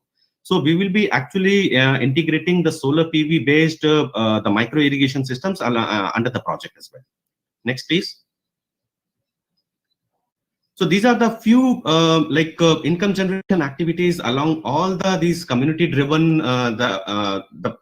these are the business models for the biochar or the solar dryer or the portable biogas plants and all. So when we see all this after on the community level or the household level, we see we are able to we can envisage that we can be able to create an income generation model for them, so that whatever they are earning now, so that around like 40 to 50% of increment in their earnings can be envisaged on over a year basis. Next, please.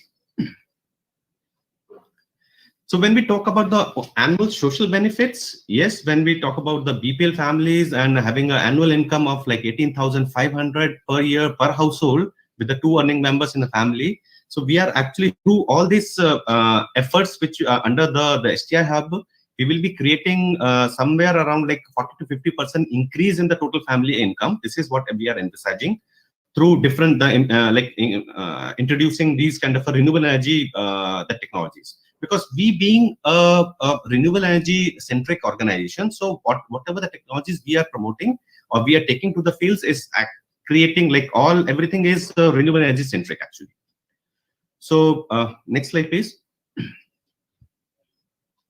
So these are the few annual environmental benefits which we are envisaging under the project. Over a period of 3 years, we are looking somewhere around closer to like 4,000 tons of carbon dioxide emission reduction. We will be aiming under the project. Next, please.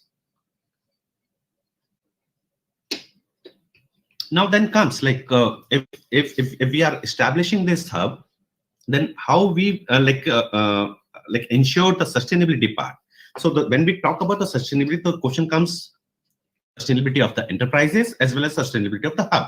So under the enterprises, of course, we under the project we will be creating the complete market linkages for the processed raw materials, processed material and the products, as well as creating the backward linkages as well. So both the backward as well as the forward linkages will be created under the project.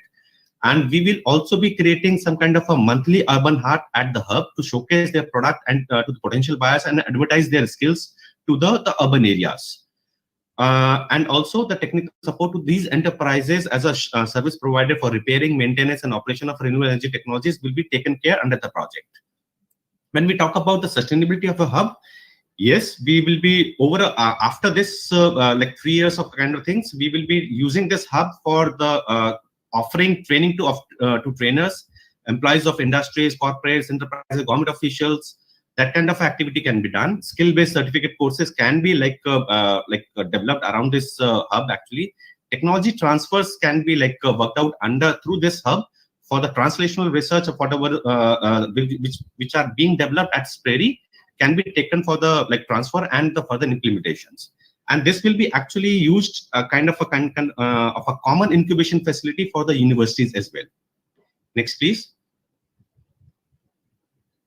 So when we see what is the innovativeness and the novelty under the complete project, if we see, so under the project, we will be actually focusing on changing the mindset of a people and moving them towards the entrepreneurship model. So beyond this because this is for the 3-year kind of a project, which has been approved by the DST. So beyond these 3 years, the enterprises should run sustainably and not look forward towards any kind of a grant. So that's the kind of activity which we are actually focusing. And we will be creating the complete market linkages for these small scale entrepreneurs to have wealth oriented value chain. Entrepreneurship like training workshops can be will be like worked out, fostering motivation and self-confidence to of the participants. And as we know, like in India and the other parts of the world, so developing countries and all, the success rate of any startups particularly is in the range of somewhere around like 1.5 to 2%. So what we will be trying is like to improve a little bit to 1.5 to 2% to somewhere around like 3 to 4%. We are not talking will bring huge changes, but we'll be talking about incremental improvement, so that with those improvement, a lot of like benefits can be transferred to the actual grassroots level. Next, please. So under this, kindly wrap up as you can, please. Yeah, please. Like 2 or 3 slides, so give me like 2 minutes, please. Thank you. Yeah, so this kind of a model can be like through need-based, location-specific renewable energy implementation. Traditional knowledge will be leveraged with the modern science and technology, and a repository will be actually created through this and will be shared back with the DSTC division, so that it can be circulated and can be shared with all other like organization under the core support program or other organizations who are actively working in the field, in the same field. The capacity building through technological knowledge-based skill development activities can be taken, and we will be actually working on providing a single window platform web portal in local language, so that kind of a dialogue can be like managed very well with the grassroots level. Next, please. So under the deliverables, a long-term STI training facility will be created. Around like 200 participants annually will be like trained and develop their skill. And in 3 years, like 2,400 complete package will be on the renewable energy products will be like taken to the fields. Under the rural enterprise, around 15 to 20 entrepreneurs we are envisaging in 3 years to be developed. And a web portal and the mobile app will be created under the project. Next, please. Next, please. So under the science and technology, we will be actually like focusing on water, energy, rural enterprises, habitat and environment, and agriculture, and the food security part. Next, please. So these are the few proposed NGOs and organizational partners which we will be like approaching once we get a sanction from the DST about the project. And the selection of these NGOs will be as per the DST criteria. So these are the few like probable the potential NGO partners with whom like we will be working along with. Next, please. And these are the like over a period of time under the web clinic, our team has also been like listing the set of technologies which are already been developed by the other organizations, the institutes. We will be reaching out to them under the project, and whatever the developments or the learnings they have got, we will be taking and trying to like build it in the Gujarat based these districts through their support also. Next, please. Thank you so much. So I'm like available to take any questions, and we are actually looking forward for kind of a support from everyone, like for taking these technologies to the field and the kind of a suggestions and the improvements in the project over a period of time as well. We are open for that. Thank you so much.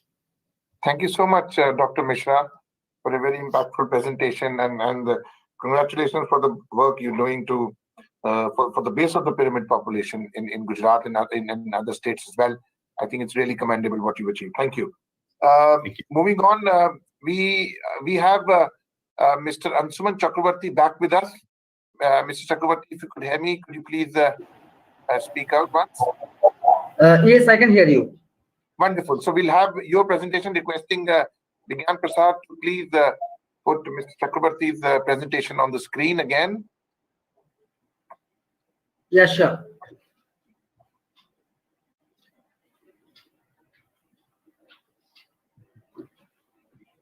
Mr. Chakravarti was speaking on remote sensing and GIS for sustainable social infrastructure development.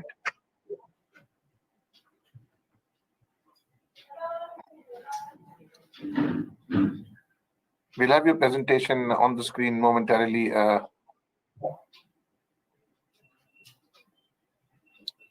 Yes. So we can go 3 to 4 slides, I think, into the presentation.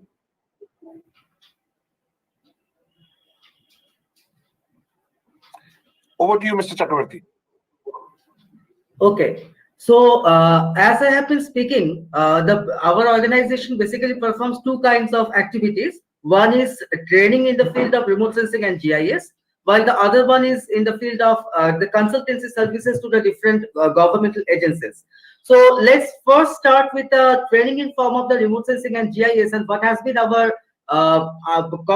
basic concept and what has been the basic challenges that we have faced in context of that. So I will be basically covering up that part in the very first. Since 2000, although Prantik Kedat was registered in the very year of 2011 and 12, but commercially the training activities in the field of survey engineering, remote sensing and GIS was started from 2014 onwards. And one of the most striking feature of our training program is that we have basically concentrated on the training of the students or training of the people or not the people, I should rather use the term youths, who basically belong from the rural agrarian environment or who do belong from the marginalized sections of the society, be it the scheduled caste, scheduled tribe, or the other backward classes. Now, in context of the first of all, the OBC, ST, and SC students, we have tilted trend something around. Let me first give you the total figure. I will also provide you with the graphical analysis of the same. But till date, from 2014 to 2020, there has been more than 160 students or 50 students have passed out from here, and out of that, almost 140 students to belong from the scheduled caste and scheduled tribe background, especially the scheduled tribe one, and that also from the hilly state of Arunachal Pradesh. Now, why we have taken this decision of training these people from the hilly states? Because I think all of you know, from the strategic point of view, the location of Arunachal Pradesh is very important in context of the geopolitics or in the context of the Asian politics. That is point number one. While on the other hand, being located in a remote area, the state of Arunachal Pradesh, we thought that if the considerable mass can be developed in the state who can use up the remote sensing and GIS for the different type of localization activities or different type of activities that may lead to the social infrastructure development, that is going to boost up the state in a big deal. And in fact, it has happened so. Just to cite you with an example, since 2016, there has been some kind of governmental placement. There has been placement to the governmental examinations and others, and our students have cracked. And currently, they are using remote sensing and GIS in their day-to-day phenomena, like the land records preparation mapping, that is the land mapping or land parcel mapping, its records formulation and preparation, and as well as in terms of the day-to-day master plan preparation and other things in terms of the urban development and other activities also. Similarly, in the case of West Bengal, especially in the western parts of the state, where we are having the districts like that of the Bankura, Purulia, Birbhum, which are basically dominated by the scheduled caste, scheduled tribe, and the OBC communities, and has also got lack of proper awareness or lack of education in certain areas. We have been working to spread up this knowledge of remote sensing, GIS, or the geospatial sciences in these areas. Next slide, please. So this is a particular slide. I will just not go into the detailed demonstration, but you can see the total number of the intake students in our institute, as well as the total number of the students that have passed in each year wise in each and every respective discipline, as well as the total number of the students who are being placed in different governmental organizations, along with the different types of certificate and the diploma level course that we are offering in terms of the survey engineering or the geographical information system. What we basically do is that we used to keep up the fees as much low as we can, so that we can reach up to the maximum number of people. Because from our organization, we used to observe one particular day, that is the second day of August every year, as Matre Divash, that is to observe the birthday of our organizational founder. And on that particular day, we used to confer Kanyasri and Yuvasri to a good number of students. That is a flagship program of our organization, and it is also funded by our organization itself.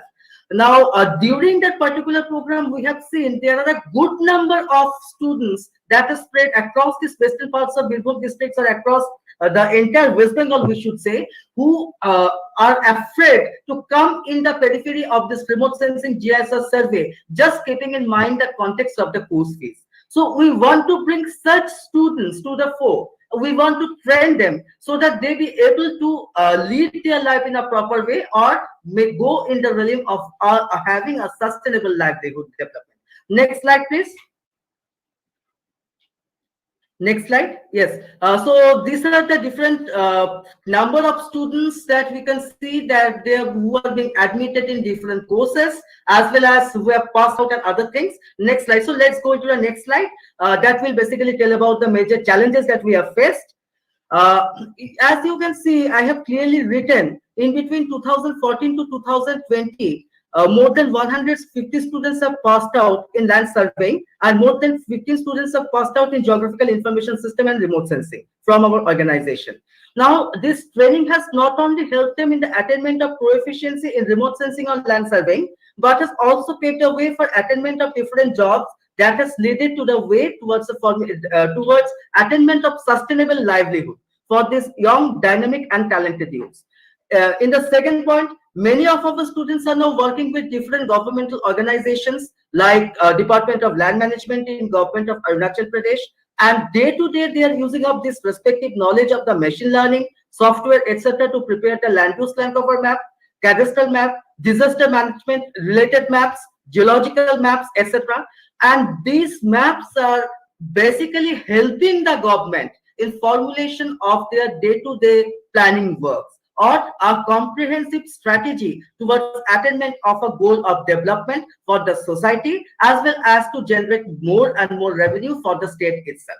Now, based on this education that the students have earned from our organization, it is being noted that many of them have started their own organizations over there. So what we are doing is that we are training one person, and that person in turn is training another 10 person. So automatically the science is reaching among the people.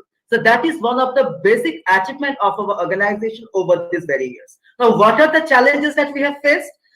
First of all, as we are basically a non-governmental organization and we are basically devoid of any kind of fund from the government, arranging and maintenance of the financial assistance to sustain up the different activities sometimes it becomes a basic nightmare for us.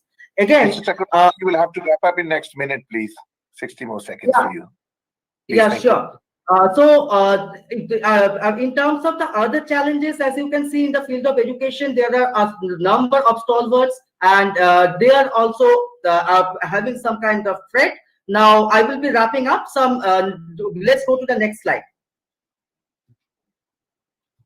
Next slide. So this particular training, we are training we are imparting our training to the students in association with a good number of governmental departments. As I have mentioned, like Department of Land Management, we are working in collaboration with Regional Remote Sensing Center East, Kolkata. We are also working in collaboration with West Bengal State Council for Science and Technology, and we are all working together to spread our. We are making a deliberate attempt to popularize of the concept of remote sensing and GIS in the society, and to spread it among the ranks and files, so that can be so that this particular scientific knowledge or stream can be used for different developmental works in the society. Now let's go to the next slides. Next slide, please. Next. Go to the next. Let's go to the next slide. Next slide. Go to the next slide. Activity 2. Yes, this is another major word, or this is another major activity that has been performed, that is online mapping of assets of the Birbhum district using the geoportal of NRSC, the Department of Space, Government of India, using the particular app, mobile-based app that NRSC has prepared. We have mapped up the governmental as well as the non-governmental assets in this particular district, and this not only provided a job to a good number of talented youths from our behalf, but on the other hand, this has provided a comprehensive resource database to the government for use in the process of sustainable planning and development.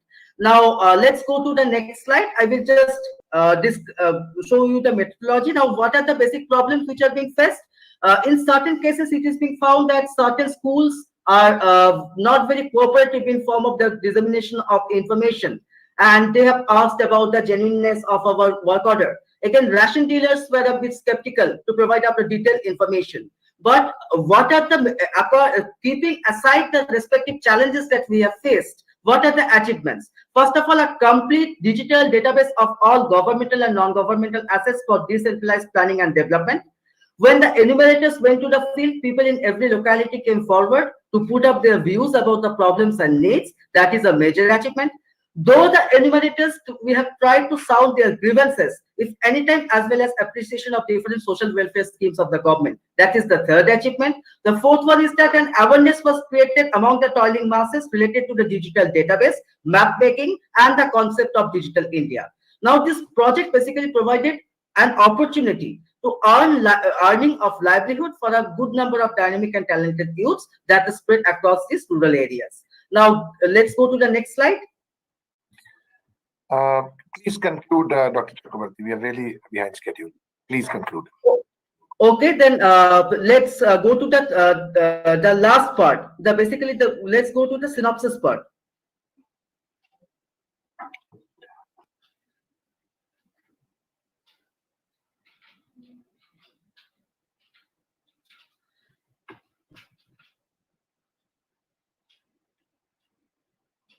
Yes, this one.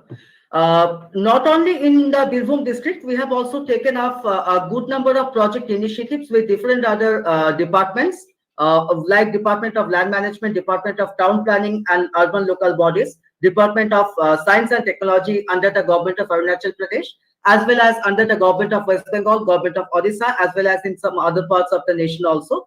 What we have basically found is that people in majority of the areas, be it in the government department, be it in the non-governmental organizations or in other parts, still they are not very aware about the applications of remote sensing GIS or their use. So I think a much more noble initiative needs to be taken to popularize up this basic concept first. Because until and unless we will not be able to reach up the people with the basic concept of remote sensing and GIS, there cannot be a digital India. Because digital India needs digital maps. This is the first and foremost observation that we would like to place. Second, if proper training and dissemination of information can be done, that will lead to harnessing of not only new talents and creation of new job opportunities can be made. That will to a great extent solve the problem of unemployment and other things. While on the other hand, this may also lead, harnessing of the remote sensing and GIS may lead to the harnessing of better revenue standards, or it may help in maximization of revenue for the different governmental departments in different parts of the nation or the country. And finally, like sometimes we used to speak that in this place government fund is being misutilized or misplaced and other things are there. So all these kind of ambiguities can be done away to a great extent if we can use remote sensing and GIS in different ranks and files of the governmental machinery in terms of the mapping, project planning, formulation, development, as well as in terms of the other aspects are concerned. With that all, I would like to conclude and thank everyone for providing me the opportunity to speak in this august occasion. Thank you so much. Thank you so much, Dr. Chakrabarty. I think you really emphasized the importance of remote sensing and GIS, and how what sort of important role it plays in the development of a country like ours. Data definitely is an asset in this process, and that is what is required. And it definitely has a far-reaching utility and impact on especially to the base of the pyramid population. Thank you so much. Moving on quickly, I would now like to request Dr. Lavanyan Dorairaj from LYNK Ampuport Private Limited. He would be talking about sustainable, scalable, and cost-effective strategies to provide daily clinics at remote, small, and tiny villages. Put you, Dr. Thank you so much. Dorairaj, for your presentation. Thank you so very much for the introduction. And let me start off with connecting up my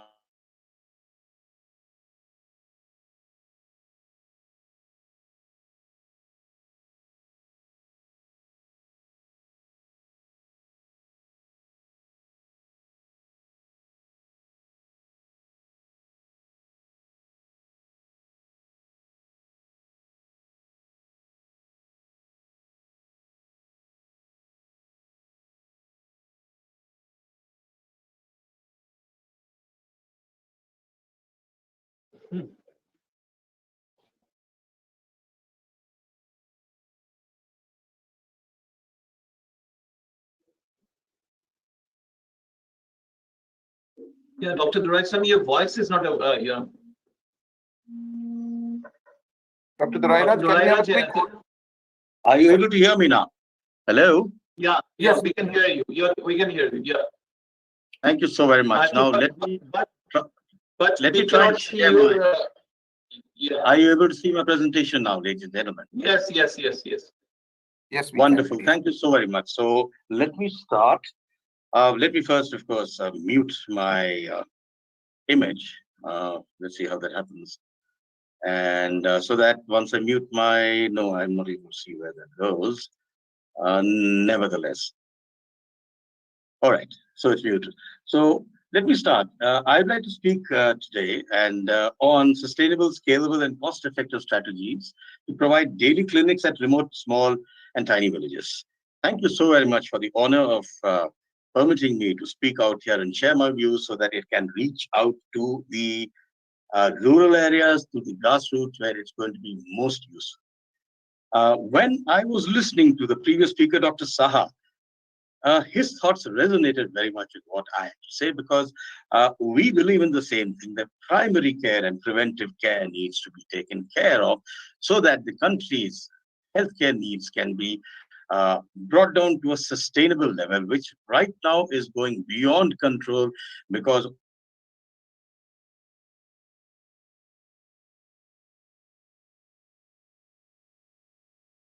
and an expert in healthcare informatics. I was the Deputy Director of Medical Services for the Indian Air Force, and I also was the I am the Director for Link Ampuport Private Limited, and I was the Vice President of Telemedicine for the Apollo Hospitals Group, among the so many other posts that I'd held. So moving ahead, as all of you, ladies and gentlemen, are aware, there are a lot of pain points as far as rural healthcare is concerned. And according to a recent census, not exactly recent, 2011, I would say, almost 69% of Indians live in villages. And as was said by the previous doctors, almost 70 to 80% of doctors reside in the cities. And unfortunately for us, though the government is working very hard, there are just about 25,000 PHCs, primary healthcare centers, which out of which only 13% meet public health standards. So as you can understand, there's a large gap. More shocking is the fact that almost 2.36 lakh Indian villages have fewer than 500 people. Imagine trying to provide these small villages with primary care outpatient departments on a daily basis. Well, simple to say that it is impossible to do that, but is it impossible? No, there are possibilities. All right, so we must also understand that though we are doing a lot testing our people in this COVID pandemic for COVID positivity, Indian villages are now going to become silent spreaders because testing has not really reached the village level. We do not really know what's happening there. Now, healthcare via telemedicine is a good possibility, but there are multiple challenges, as were, I think, also said by Dr. Saha. The challenges are, of course, the expensive setup and running costs, the infrastructure costs, costs of medicines, costs of tests, lack of connectivity, which could be a problem, shortage of staff, limited budgets, profitability, sustainability being a problem, and lots of issues like this. So what we're looking at, if we need to, cover the people of India, the rural people of India, which is a very large number, we need a robust, affordable, scalable, and quickly implementable solution. And that is urgently required. Then what we need to do is we need to be, as I said, Atma Nirbhar. In other words, we need to look at self-sufficiency. And how can we do that? Very simple. We make the villages a part of the solution rather than a part of the problem that they are right now. Why does a village have to ask the government for help with healthcare if they themselves can set up their own healthcare systems? And the fact is that almost 70 to 80% of problems that you have can be taken care of by primary care requirements and nothing more than that. In other words, yes, it is possible for villages to sustain their own healthcare needs. Only thing is, unfortunately, they do not know how to do that. Now, the requirements are very straightforward. We must ensure that every village has OPD cover for at least 6 days a week, or not 6, at least 5 days. They should cover primary, preventive, chronic, palliative, and emergency care. They should provide what we call the circle of care. In other words, first, this should be available or accessible literally at their doorstep. There should be consultation followed by triage. Triage means trying to decide, the doctor decides whether the patient needs to be seen by a higher center or can be treated locally. And then the test needs to be carried out if required. Then you give them the medicines, give them the advice, then transfer if required to hospital, if required, of course, and then follow up. Perfect, a circle of care, 360 degrees. That is what we need. And patient data must be stored in an interoperable and secure electronic medical record where telemedicine is utilized and, of course, should be utilized, must follow the telemedicine practice guidelines 2020. Now, there's another requirement. For telemedicine, you need connectivity. Well, a lot of villages do not have connectivity. In other words, the applications we provide should work even without connectivity. And yes, that is possible. And yes, if we can provide ambulance services to each village, that would be fantastic. And that is possible. And let's remember that we need not jump in for everything at a time. We can make it in such a way that you start with something and upgrade slowly, and that is possible. And let's see how this is possible. I shall give you an example. And we do hope that through all of you, we could reach out to the rural areas, to the people in the villages, so that they can use this technology to make themselves Atmanirbhar or self-sufficient. Moving ahead, here's an example of the AmbuPod solution. Essentially, the AmbuPod solution has everything that you require to run a self-sustaining clinic along with an ambulance. Of course, everything for primary care services, which, as I told you, is a main requirement. It has the vehicle bundled medical equipment, medical consumables, tests, IT hardware, software, and support from certified doctors at the back end, everything that they're required to start off within 24 hours. Now, we suggest that if a village cannot afford the whole shebang, let them start with a small ambu pack or a man carried pack. It would have everything that you need, except, of course, for the ambulance. The rest would all be there. And then they can add on a cycle to it, an ambu cycle. And after that, when they have a little more money, they can actually add a motor pack. But the simplest thing is to actually go in for the AmbuPod clinic, because this AmbuPod clinic does everything for you, and it covers almost about 4 to 5, as much as even 6 villages within a 10 to 12 kilometer range. In other words, these villages would be covered 6 days in a week with everything: diagnostic tests, emergency equipment, emergency ambulance services, primary care, emergency care, telemedicine application, the works. at an incredibly low cost of setup and running. So you would probably try to think and ask, what is this? Well, if you have a quick look, as you can see, the equipment, everything that you require is there. And yet it is incredibly low cost, thanks to technology being developed in India and abroad, which is making all of this affordable. The patent pending ambupod itself is a design for which we have a patent in India. As you can see, I will not waste time. I'll move ahead. All the equipment you need for emergency care, like the ambu bag, the suction machine, oxygen, everything, the ECG machine, and so on and so forth. How to know? I'm allowed to know. Because from the local government, from the dispensary, they have issued an undertaking, and I've signed it, that I will not leave unless you all are clear and clean. We are out of COVID. Take care. No need. May I request Vigyan Prasad to please mute all the mics, please? Yes, Dr. Rairaj, please. I'm sorry, there was some crosstalk. That was yes, there was. Definitely not it's sorted now. It's sorted. You can continue, sir. So moving ahead, if you notice, all the equipment out here have been made in such a way that they do not need electricity. They either work on battery or they work on hand power or foot power or whatever else, but no mains power required. That's how they can work in villages, even if there's no electricity.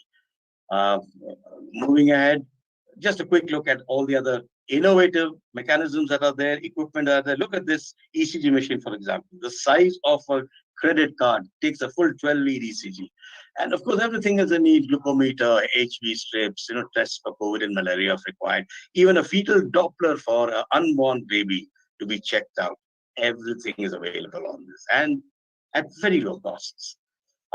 What is so good about all this is because it's all put together to run through the ambupod telemedicine solution, which has been specifically designed as per the requirements of the telemedicine practice guidelines. It's a cloud-based solution which works on or off the net. It has a built-in EMR. It focuses on structured clinical data capture. And it has built-in security powered by the Google engine with the most modern of technology, and has all the standards required of the EHR standards for our country, including HL7, ICD-10, SNOMED CT, LOINC, and so on and so forth. Even the e-prescription that are provided by it are as per the TPG 2020. It is touch and user-friendly, and as the previous speaker, Dr. Saha, had said, everything just needs drop-down lists or clicking on it to select any requirement that is there from the patient perspective. Very easily done. It can acquire patient images, capture data from medical devices, and is extremely easy to use. So what I'm trying to bring forward is that all these solutions are available today. They are available today, and they need to be taken to the people in the villages. Now, to summarize, sustainable, scalable, upgradable, and cost-effective solutions require innovations and collaboration. Let's remember that. In simple words, there are no competitors in this field. We have too large a population. There are only partners or potential partners. What we say is we all need to get together, and we need to make the villages aware that they can now create their own solutions. They can now create their own solutions and ensure that they can be keepers of their own health. So with that, I come to the end of my presentation, and I can take questions on the chat channel. And thank you so very much for your time. Over to you, gentlemen. Thank you so much, Dr. Dorairaj, for a very well-placed presentation. It was very well understood. I think even a layman like me with no medical background could understand the importance of primary care, which you highlighted in your presentation, and how relevant it is to save important lives. And I think that needs to be the fundamental moving forward. For an Atma Nirbhar Bharat, I think those gap areas needs to be filled in to treasure the human life, what we are planning to improve in times to come. Thank you so much, Dr. Dorairaj. Moving forward, you'll have questions in the chat window, as you rightly pointed out, and please feel free to answer them in the window. we have last presentation, last but not the least of the day, from Ashuddhi Nashak is the organization, Mrs. Swati Bedekar and Mr. Shyam Sundar Bedekar. They are with us. Thank you so much, Mr. and Mrs. Bedekar, for joining us today. And over to you for your presentation on Ashuddhi Nashak. Good evening, everyone. I hope I am audible. Hello. Yes, you are. Okay. I'm Swati Bedekar. The name of my... Hello. I'm Swati Bedekar. I think you have logged in from 2 accounts, therefore it is creating this resonance. I think you have to log out from one. We see 2 accounts where you have logged in.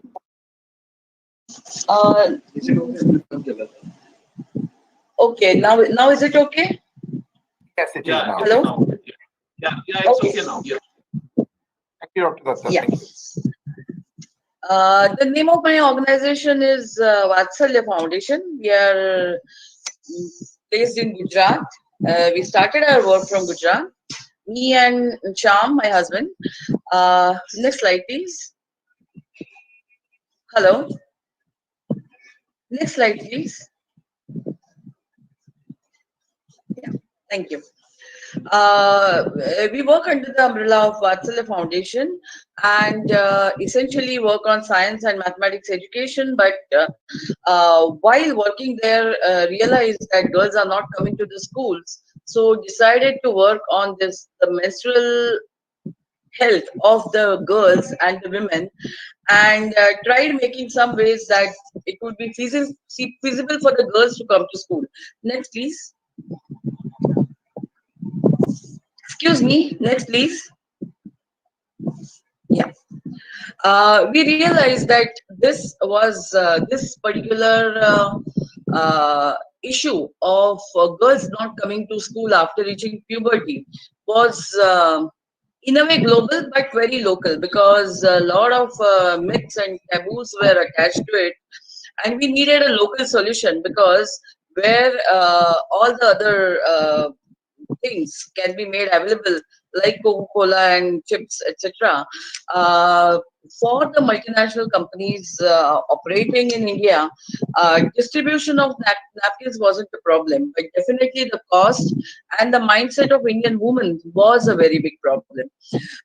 So we decided to work on awareness, training, and manufacturing of the napkins, so affordable access can be given to the women. And in awareness, essentially we worked on delinking the menstrual hygiene or menstrual periods from sex to connecting them with health. So giving awareness was possible. Then my husband Shyam made machines based on the same concept as Arunachalam, but these machines were better engineering and drudgery free. Women could easily work on it. It involved a lot of principles like screw and gears, etc. And women very easily in sitting or standing position could work on it, giving high production rate of the sanitary napkins. We also simultaneously worked on biodegradable options for these sanitary napkins, because whatever was there in Indian market was all full of plastic, or was using polymers. Of course, we trained the women in marketing of the napkins also, and made them available, made them popular in the villages. Next, please. These are the machines and the napkins produced. Next, please. When we made the napkins popular in the villages, one day we did face a problem that women were not wanting to work. They said, okay, we do like the napkins, but we still can't use them, as in rural area there is no way of discarding, disposal of the used napkins. And this was a serious problem, and a good project was really, something that gave livelihood to women, as well as something that gave affordable access to sanitary napkins so the girls could go to school, was at stake. So Sham devised what you can see, a terracotta article in front of you. After a lot of research, he devised this so that, let's see the next, how it is made. First of all, it merges in the rural landscape. That was very, very essential because the privacy of the girl was very important, as a lot of taboo was attached to it. Secondly, the basic requirement was it had to be low cost. Nobody, for this kind of a reason, was willing to sort of spend on electricity, power, or any other kind of fuel. So this has a very simple design, but a very effective working. As in, can we just see the next slide? So, next slide, please. Operation. Yeah. Here, in 3 seconds, just by lifting the top lid, the napkin goes in, which is a 3-second operation. The next chamber is storage as well as combustion chamber. For combustion, very simple things such as grass or paper has to be introduced from the lower opening of the Ashuddinasha. Then the napkins gathered here on the top. I'm just taking my cursor to it, if you can see it. The flame catches the napkins. The napkins are made of cellulose material largely. If it is our napkin, it is 100% biodegradable. But even the napkins which have some amount of plastic in it, this Ashuddinashak works at a very, very low temperature less than the melting point of polyethylene, and doesn't burn the plastic part at all. It just remains intact. So when the ash comes down, as shown in the large chamber, all the napkins burn and the ash comes down automatically, making the chamber empty for the next day's use. Now, this size can be, the size of the Ashuddinashak can be easily placed in schools, colleges, in any institution where there are around 100 or more women. Next, please. Next slide, please. Yeah, this explains the working. Here is a top lid from where the napkins go in. This is a storage and combustion chamber. From here we introduce the fire once in 24 hours. So whatever napkins that are gathered in this chamber are kind of burned in the evening time, preferably, and the ash automatically goes down in the lower chamber. Next, please. Now we come to utility and benefits of this. First of all, this is very, very cheap. This has offered another livelihood option to the potters in the villages.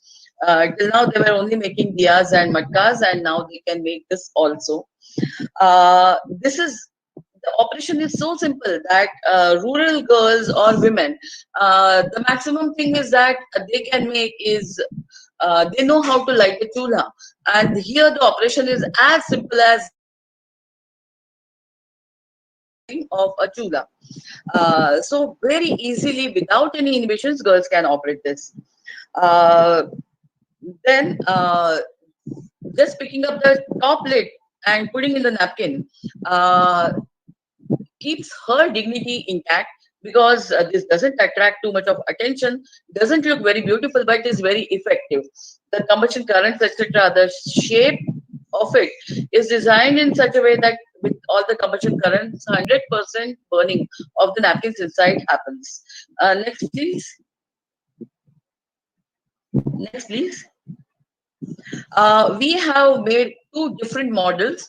So in the first photograph, whatever you see, if it is kept in the open in villages, it is very, very strong. It doesn't get broken with if an animal comes and jumps on it, or by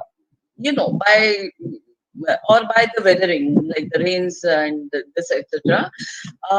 This instrument initially, Sarva Shiksha Abhiyan Gujarat, they installed it in all the schools of Gujarat, and now you will find it everywhere in major cities. Many of now here is this is the Institute of Women Scientists. Here are some ashram schools. It is almost everywhere. Girls learn to operate it very fast, and it is useful also. Even the terracotta version, which is generally we encourage local potters to make it. So far, we have trained more than 100 potters colonies to make this Ashuddinashak. Government of Madhya Pradesh, Himachal Pradesh have supported it by promoting it as a pilot project in two of the districts. In Gujarat, it is everywhere in all the schools, girls' schools. Major universities are also using it. Next, please. Next, please. Okay.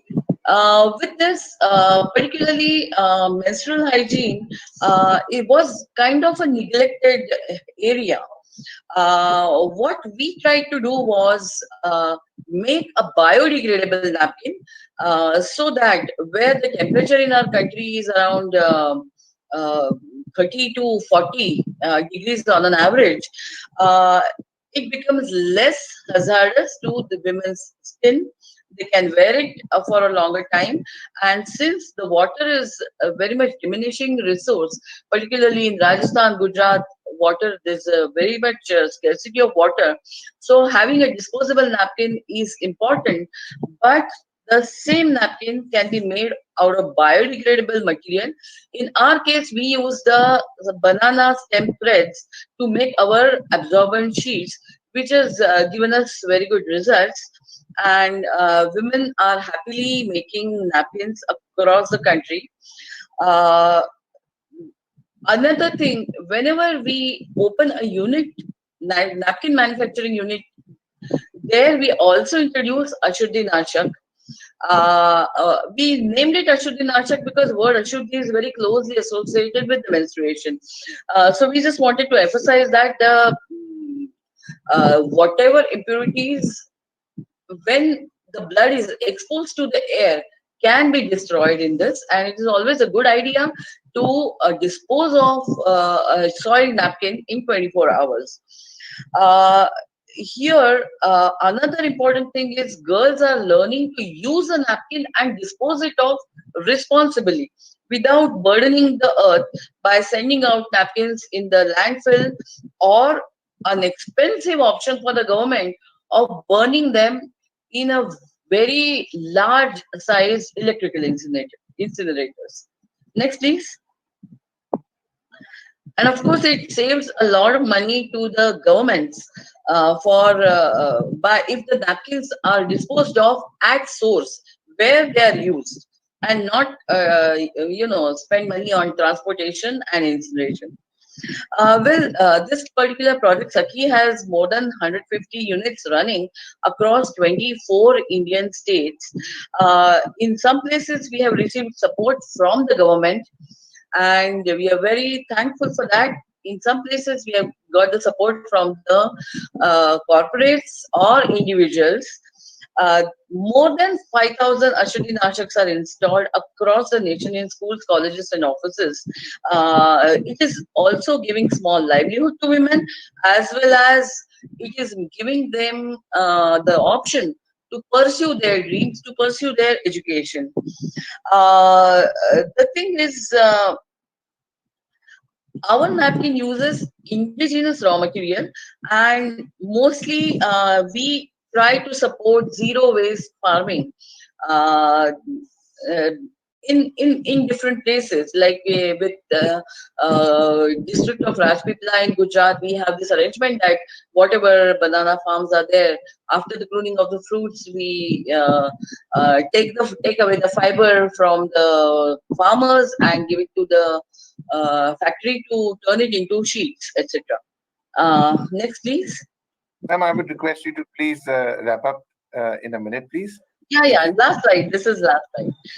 This particular project is kind of giving livelihood to our people from the stage of raw material to the stage of disposal of the napkins, and particularly for women, where their status was that of a maid in India, a farm's worker, etc. Now they have come forward as leaders of Made in India pads movements, and it is also helping them in being healthy, happy, and pursuing their dreams. I would like to thank DST as well as Dr. Ketki Bapat, Principal Scientific Officer, for giving this opportunity to present this project in front of all of you. The best thing here is this is a very, very doable project where even a rural or an urban girl can, feel very, very safe during her periods and pursue her work. Thank you very much. Thank you so much, Ms. Berekar. This is really commendable, the work you've done on ground. I mean, we are proud of what you've done. You've not only empowered the women, by improving the menstrual health situation of the girl child, you've even created livelihood opportunity out of this. I think this is a 360-degree development work what you've done, and we congratulate you. And I'm sure in times to come, Gujarat, Rajasthan is one of your strong areas, with Himachal Pradesh and Madhya Pradesh also piloting your project. I'm sure the entire country would soon have this solution. Thank you so much. We are also working in the Northeast regions. I'm open for questions. I can answer them in the chat room.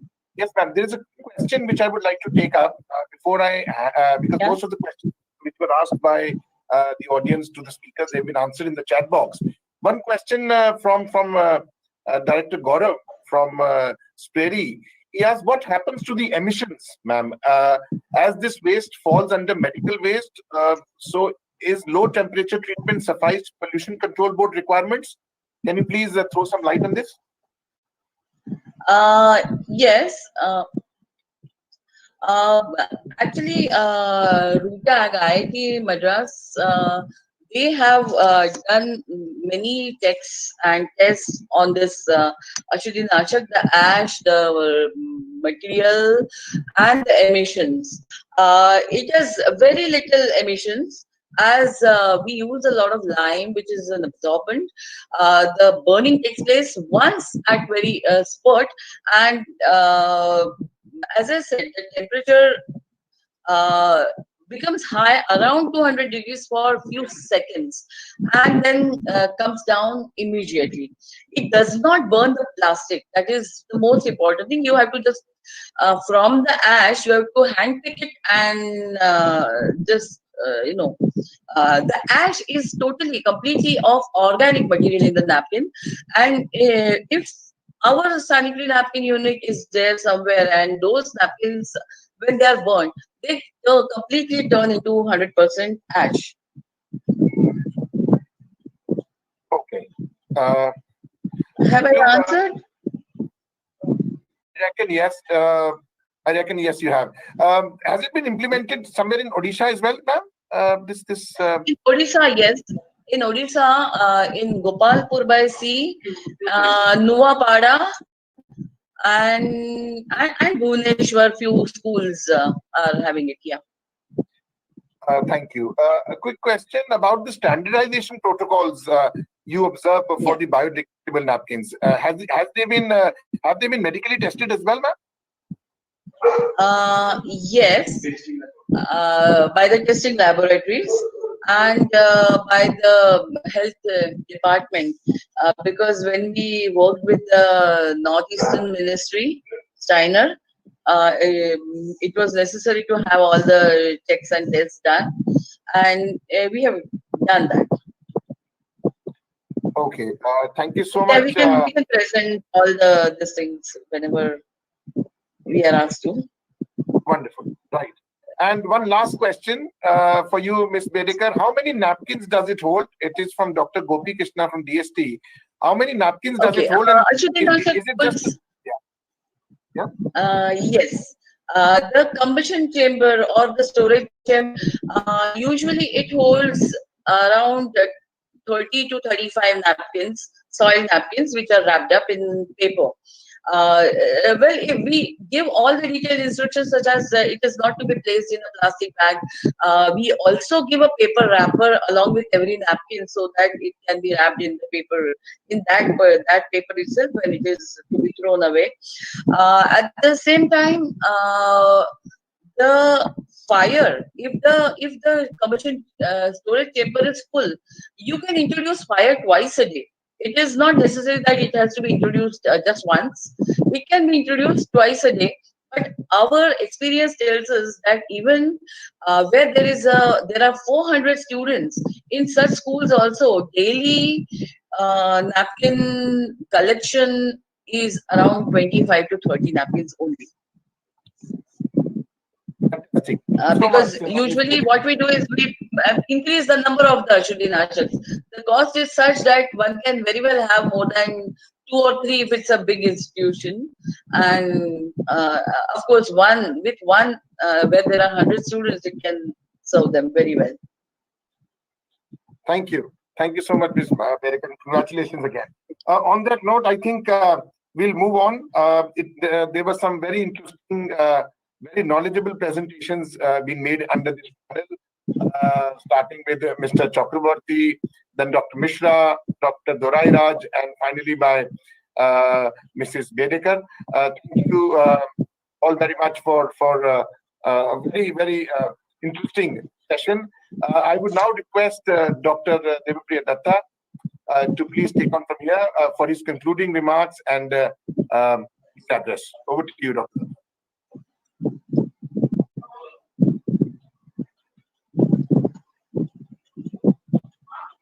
Thank you, thank you, Rubab. Thank you, Rubab and Dr. Gopi, for coordinating these sessions, and thank you, the other speakers to bring different aspects of the, the social infrastructures. I think the most important or the interesting thing what Mr. Dipendu Sarkar started initially from the experience of an implementation point of view of Manrega, that how the the science technology can go and empower the community. So he spoke about that the Usharmukhi program where there is hydrology, meteorology has a role, spring shed development, and which is already worked around with the NGOs, but it's implementing in the entire 475 springs. And also the alternative construction technology, hydroponics, aquaponics. And so, I have questions with Mr. Sarkar. Mr. Sarkar, this, you have seen that as Manrega is being implemented, this is the government implemented the direct benefit providing programs.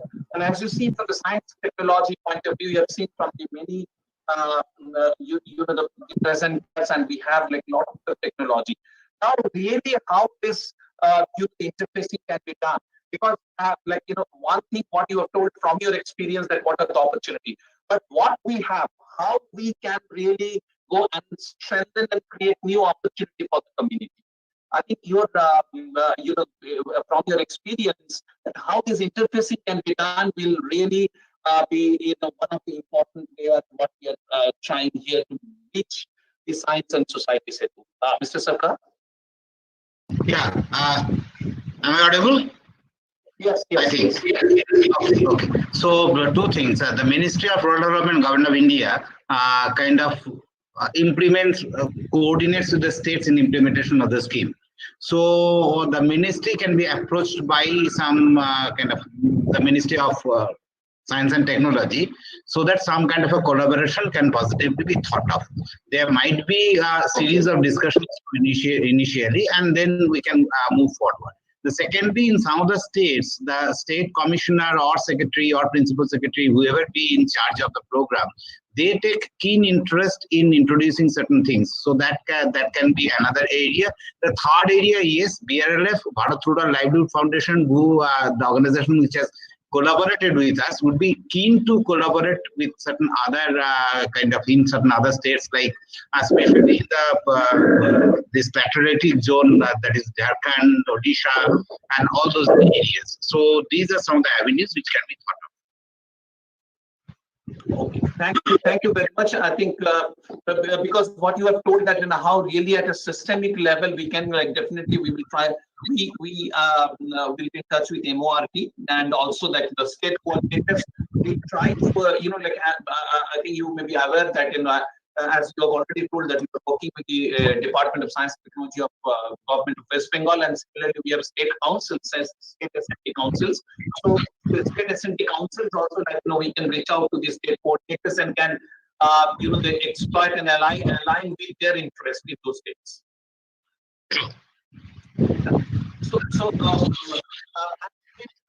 I think yesterday what we saw in one important aspects of the social, the infrastructure is the mostly the nutrition aspects and the education aspects. But today we saw a huge, the emphasis on the health sector and the very innovative, the aspects what Dr. Shatadal Saha has spoken about that how like Dr. Saha's this Uday software model, and it's that the software model is like what he has really shown that how it has gone on the field and can empower the field level the health workers to improve the interactions and the the bringing the advantage of the technology, bringing the advantage of the technology to the community. This is a very nice the model, and this is a model which has really an example of an Atma the Vishwas and the Atma Nirbhar Bharat, because it has come out of our the experience, and definitely we will look forward towards that how this can be upscaled the other state also through different mechanisms, which was supplemented by Dr. Dorai Raj, and so from his experience that the Ambu pod, like what he the Ambu pod is also one of the the technological and the innovative interventions which can strengthen the last mile healthcare delivery, which is a challenge before all of us in this country. And we will further discuss with Dr. Dorai Raj that how this Ambu pod can be improved and can be taken in different the part of the country. So that is definitely the two very important the innovations which can improve the Atma Nirbhar Bharat in the sectors of the healthcare delivery. And the other important thing that what Dr. Shankar brought out about the sustainable habitats, the upscaling requirement by utilizing the local resources, the new technology, and the more sustainable the technologies is a very good example. I like Dr. Shankar is a very well-known figure, and we would Dr. Shankar will be really interested to work in these sectors and the other the technology which has been developed through our Department of Science and Technologies interventions, whether we can align with those things and create more opportunities in terms of the the interventions as well as the enterprise opportunities. It's a work exploratory things. We have heard about the Sparis STI Cup, which is for the energy aspects for the travel community. And what Ashuddhi Nashak's example, we got it from Ms. Swati Vedekar, and I have already spoke with your husband. And like what we discussed about, like I didn't get that answer. I would really will be interested to get that answer. You have developed and this the very low cost and the relevant technology.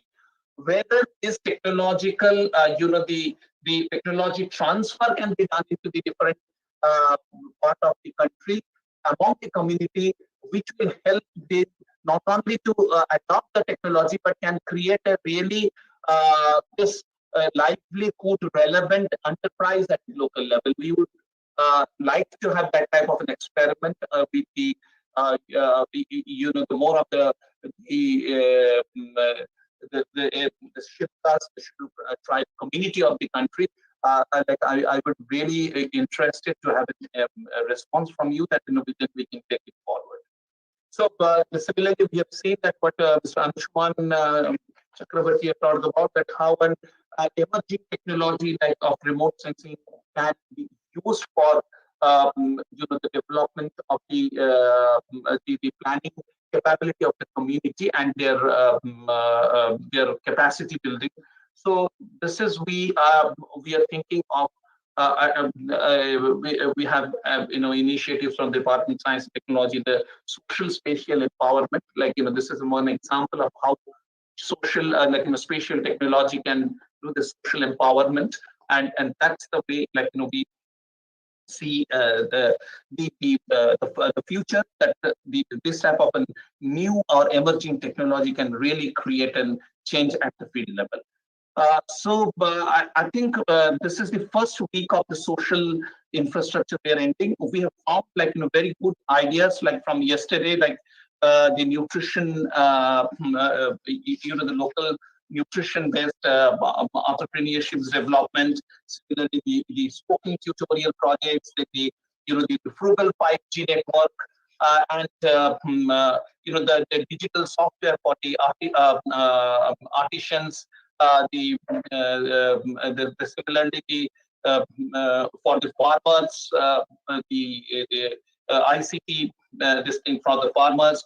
Dr. Sharif's examples of how in Bihar the the fluoride affected community have been given the interventions. Similarly, the benchmark, the bench created by Dr. Sanjeev Singh from the Chandigarh University for not only for the education but also for this post-COVID situations, but making PPEs. So with today's the experience, we'd like to come up with a the comprehensive. I think this week's opportunities what we have identified, and we'll put it before you in the next week. So with that, I think that's the the summarizations from my side, and I would request anyone, or do we see any one of our committee members here, or any of our so I think if you have any particular comments. Dr. Anil Joshi is there. Dr. Anil Joshi is there. Dr. Joshi? Dr. Joshi, I think he has left. I think I don't see him here. Yes, he is here. Dr. Joshi? Dr. Joshi? So his name is here. I don't see it here. Yeah. Or any of like Dr. Joshi, like, are you here? I see his email on the one line, but or any of the speakers, like like many of you are interacting with us first time, but how do you find that this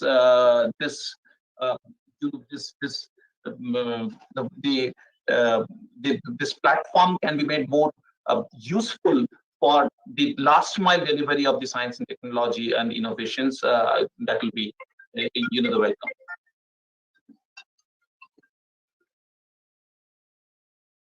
You want to? I would request you to share all the presentations with us so that we can also get into the depth of it and suggest if anything can be done to collaborate and things like that. That would be good.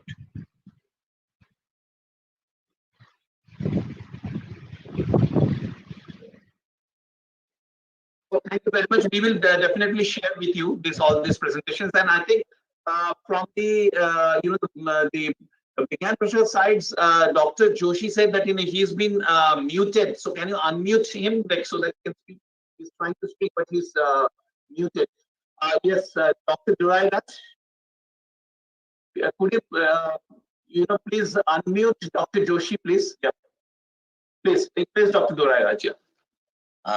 Thank you for the opportunity. I'd like to thank all of you and the organization for allowing us this opportunity to reach out through you and the organizations that are here to the rural environment so that we can help more and more villagers become self-sufficient.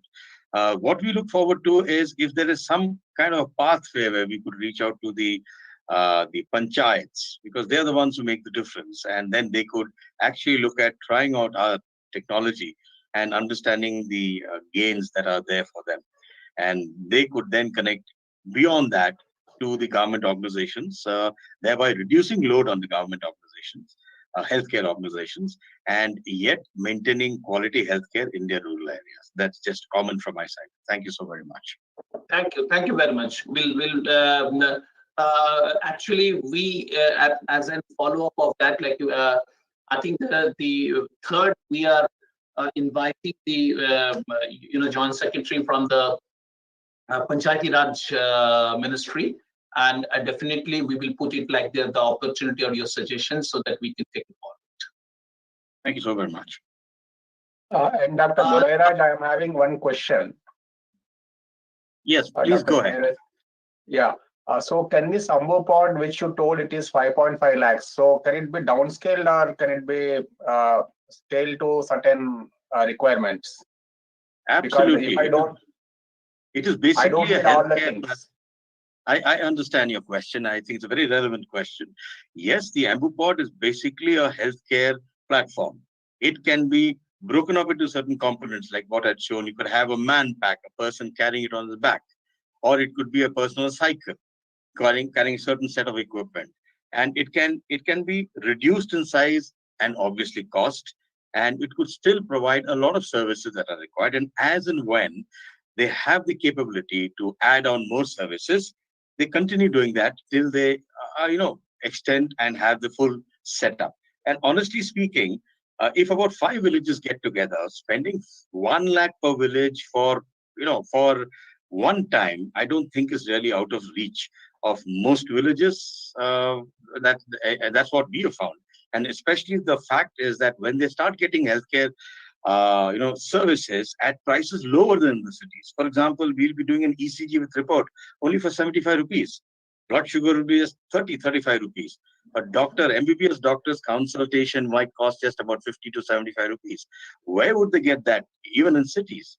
So I'm sure, and villages have the capability to pay for good services. So we do see things possibly. And what about the troubleshooting and all, after sales maintenance and all? So that you will provide?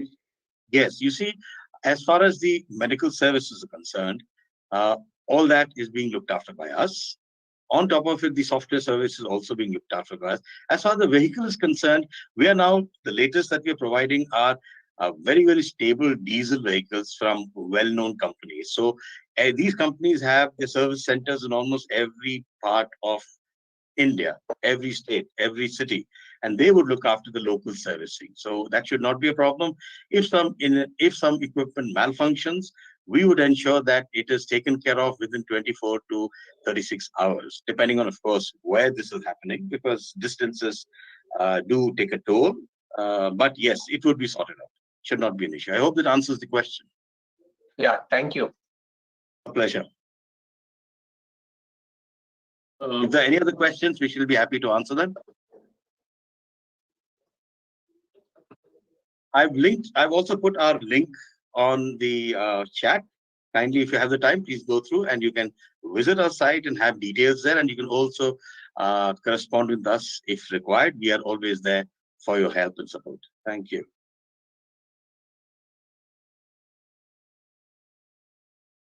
We were trying to bring Dr. Joshi, but because of the, that I think some technical reasons, he not being able to unmute. So with that, I think if anyone of you have any other questions, otherwise we'll,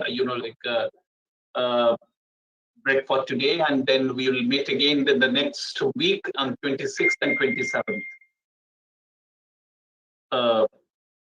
On 26th and 27th.